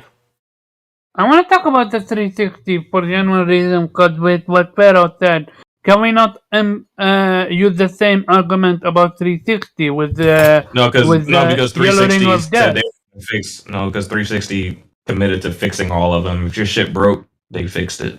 You didn't have to buy a new console. Except, you chose except when not they to, released cost new anything out of consoles. pocket. How many fucking variants was there? There was the original, there was the arcade, there was the There was the original, Elite, the arcade, the Elite, the Xbox The S- One you version. There was forgot- like 4 or 5 the 360, variants. the 360S, like the slim. Mini? Did they have like an Elite Mini or an Elite Yeah, Slim? no, Yeah, they had that a was the slim- last they had one. a slim mini. Yeah, they had a slim mini. The Slim Mini, Like- that was the last one that was released with the Xbox One. That was that version. There was 5 variants of it. And you wanna know what else there's 5 variants of? There's 5 variant outros because there's 5 of us and we all need to give outros. So, Jubei, you go first. Give us your outro, my guy. Yo, yeah, you can find me at Jubei X Sensei on gaming platforms. Jubei Sensei in other areas except for Twitter. Yeah, you just won't find that name on Twitter.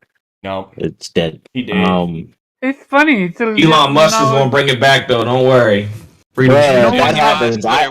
I'm just sad because I had some followers on that account. I'm salty. It's funny. about it, No but one has whatever. found you yet. Nah, I mean, actually, no.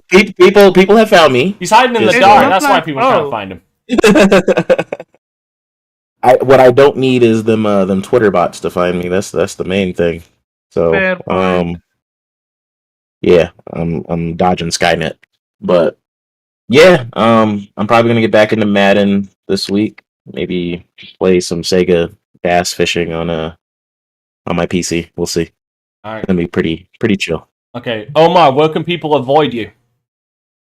People can avoid me at Karam_Chihab on Twitter and Gameplayer every Saturday, 5 p.m. Eastern Standard, and Anime Squad every Friday, 5 p.m. Eastern Standard. Rachel, hit that like button. Alright, Pharaoh, where can people stalk you? You can find me streaming anywhere you like to watch streamers at Land of Pharaoh. You can find me on Twitter at Pharaoh Bizarre, and don't look for me anywhere else. It's never good to try and find him.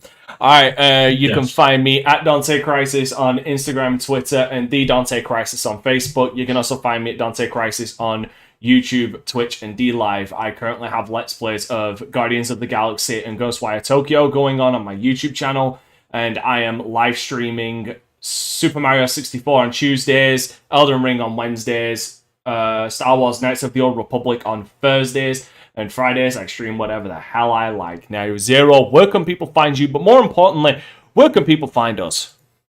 Guys, you can find me everywhere at zero.x.exe.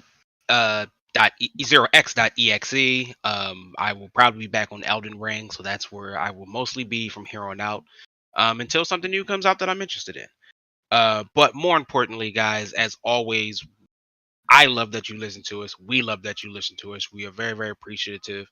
You can find us, Vitamin G Podcast, on all of your favorite podcasting stations, YouTube Music, Apple Podcasts, Spotify.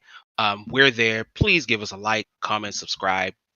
As you see, we have absolutely wonderful conversations about how Nintendo is basically the greatest video game company of all time. And if you agree with that, you probably want to give us a listen.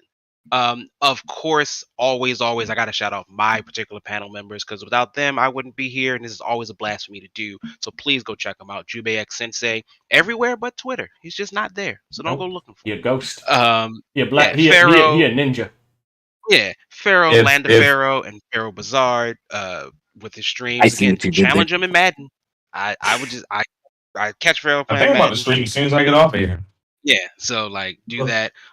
Or join myself and Omar for Anime Squad on Fridays, 5 p.m. Eastern Standard Time, or Saturdays, 5 p.m. Eastern Standard Time for Game Slayer podcast. And please always support my man Dante Crisis. I have missed a couple of the Wednesday streams, but I will be back for them. And I'll probably be joining the Mario streams too, because I like Mario. That's good fun. And always got to give a special shout out to our podcast member who is just doing real life things, Kofi. Speak to him in a different language. He'll appreciate that. Talk to him about trials. He'll love that. But as always, guys, we appreciate you. Thank you so much. Yes, ladies and gentlemen, and remember to keep it gaming. Okay, we out of here. Peace. Later. I'm on the outside looking in, and I wanna be back on the inside. I don't wanna be left on the outside, all alone.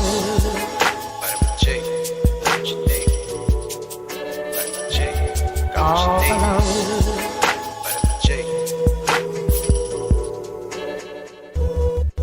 Hey. rockin' with beasts, discussing the heat in the streets. Take over the west and the east. I got what you need, a dose of this vitamin G.